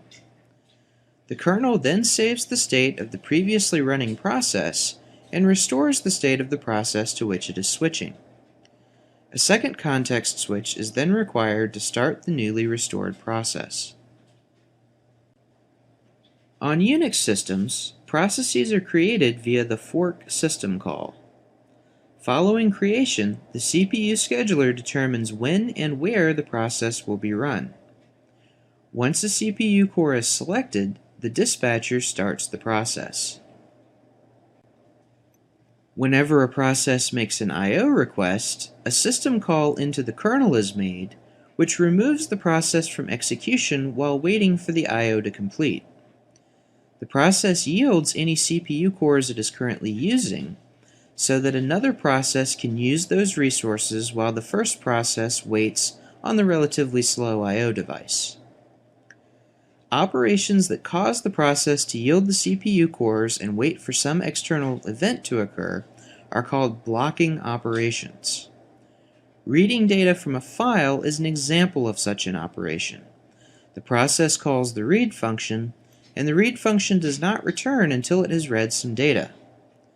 The process may have been moved off the CPU and then restored and returned to the CPU while waiting for the read function to return. Some processes are CPU bound. which means they perform large computations with few I/O requests or other blocking operations. In order to enable the system to service other processes and effectively implement multiprogramming, the CPU scheduler must preempt these types of processes. Preemption involuntarily saves the process state, removes the process from execution, and allows another process to run. Interrupts from hardware devices may also preempt running processes in favor of kernel interrupt handlers. Without this type of preemption, the system would appear to be unresponsive to user input. Now, in order to store process state information, the operating system must maintain data structures about each process. These structures are called process control blocks, or PCBs. PCBs contain fields where information about a process can be saved whenever a process is moved off the CPU. Once again, this information includes the contents of CPU registers and current program counter value. The operating system stores process control blocks in linked list structures within kernel memory space. Here is a process control block in greater detail. Some of the information fields include process state, the unique ID for the process program counter, CPU register contents, memory limits for regions of memory used by the process, open file descriptors, and other data. When performing a process switch, it is critical that the operating system saves the process's CPU state. At a theoretical minimum, this state information includes the program counter and CPU register contents. In practice, more information will be saved during each process switch. This diagram presents a simplified view of process switching, where only the program counter and register contents are saved and restored. Here, the operating system switches from the process with ID 1 to the process with ID 2. The first step in the process switch is to perform a mode switch into kernel mode, along with a context switch to the section of the kernel that handles process switching. That component of the kernel saves the program counter and CPU registers into the process control block for process 1. Also, the process state for process 1 is set to ready, indicating that the process is ready to run again once the CPU core becomes available. The process switching code then restores the CPU register contents and program counter value from the process control block for process 2. The state of process 2 is changed from ready to running, the CPU privilege level is returned to user mode, and context is switched to process 2. Process 2 now begins executing. During the lifetime of a process, the corresponding process control block is moved between various queues in the operating system. Each queue is a linked list of process control blocks, and multiple linked lists overlap. All PCBs are at all times in the job queue, which is a linked list of all process control blocks in the system. Process control blocks corresponding to processes in the ready state are linked into the ready list. Processes waiting for device I/O have their PCBs linked into various different device queues. In this diagram, we can see the PCBs for 5 different processes. All PCBs are members of the job list, with list links depicted by the green arrows. 3 jobs are in the ready list, and 2 jobs are in a device queue waiting on I/O. The linked lists within each queue are represented by the dark blue arrows. Notice that the 2 linked lists for the queues overlap the linked list for the job list. Careful management of linked lists is a major requirement of operating system kernel code. Now I'd like to shift focus for a moment to mention scheduling, since it is closely related to the linked list management. In operating systems theory, we typically divide scheduling into 3 types: job scheduling, midterm scheduling, and CPU scheduling. Job, or long-term scheduling, refers to the selection of processes to place into the ready state. This type of scheduler has a long interval, typically on the order of seconds to minutes. One of the clearest examples of job scheduling on modern systems occurs on high-performance computational clusters, on which users submit jobs that may require hours to be scheduled and execute. Midterm scheduling refers to the swapping of inactive processes out to disk and restoring swapped processes from disk. Many of these tasks are now part of the virtual memory subsystem. CPU scheduling, or short-term scheduling, refers to the selection of processes from the ready list to run on CPU cores. This type of scheduling will be the subject of future lectures. One important operating system component related to short-term scheduling is the dispatcher, which receives a process control block from the short-term scheduler and restores the context of the process.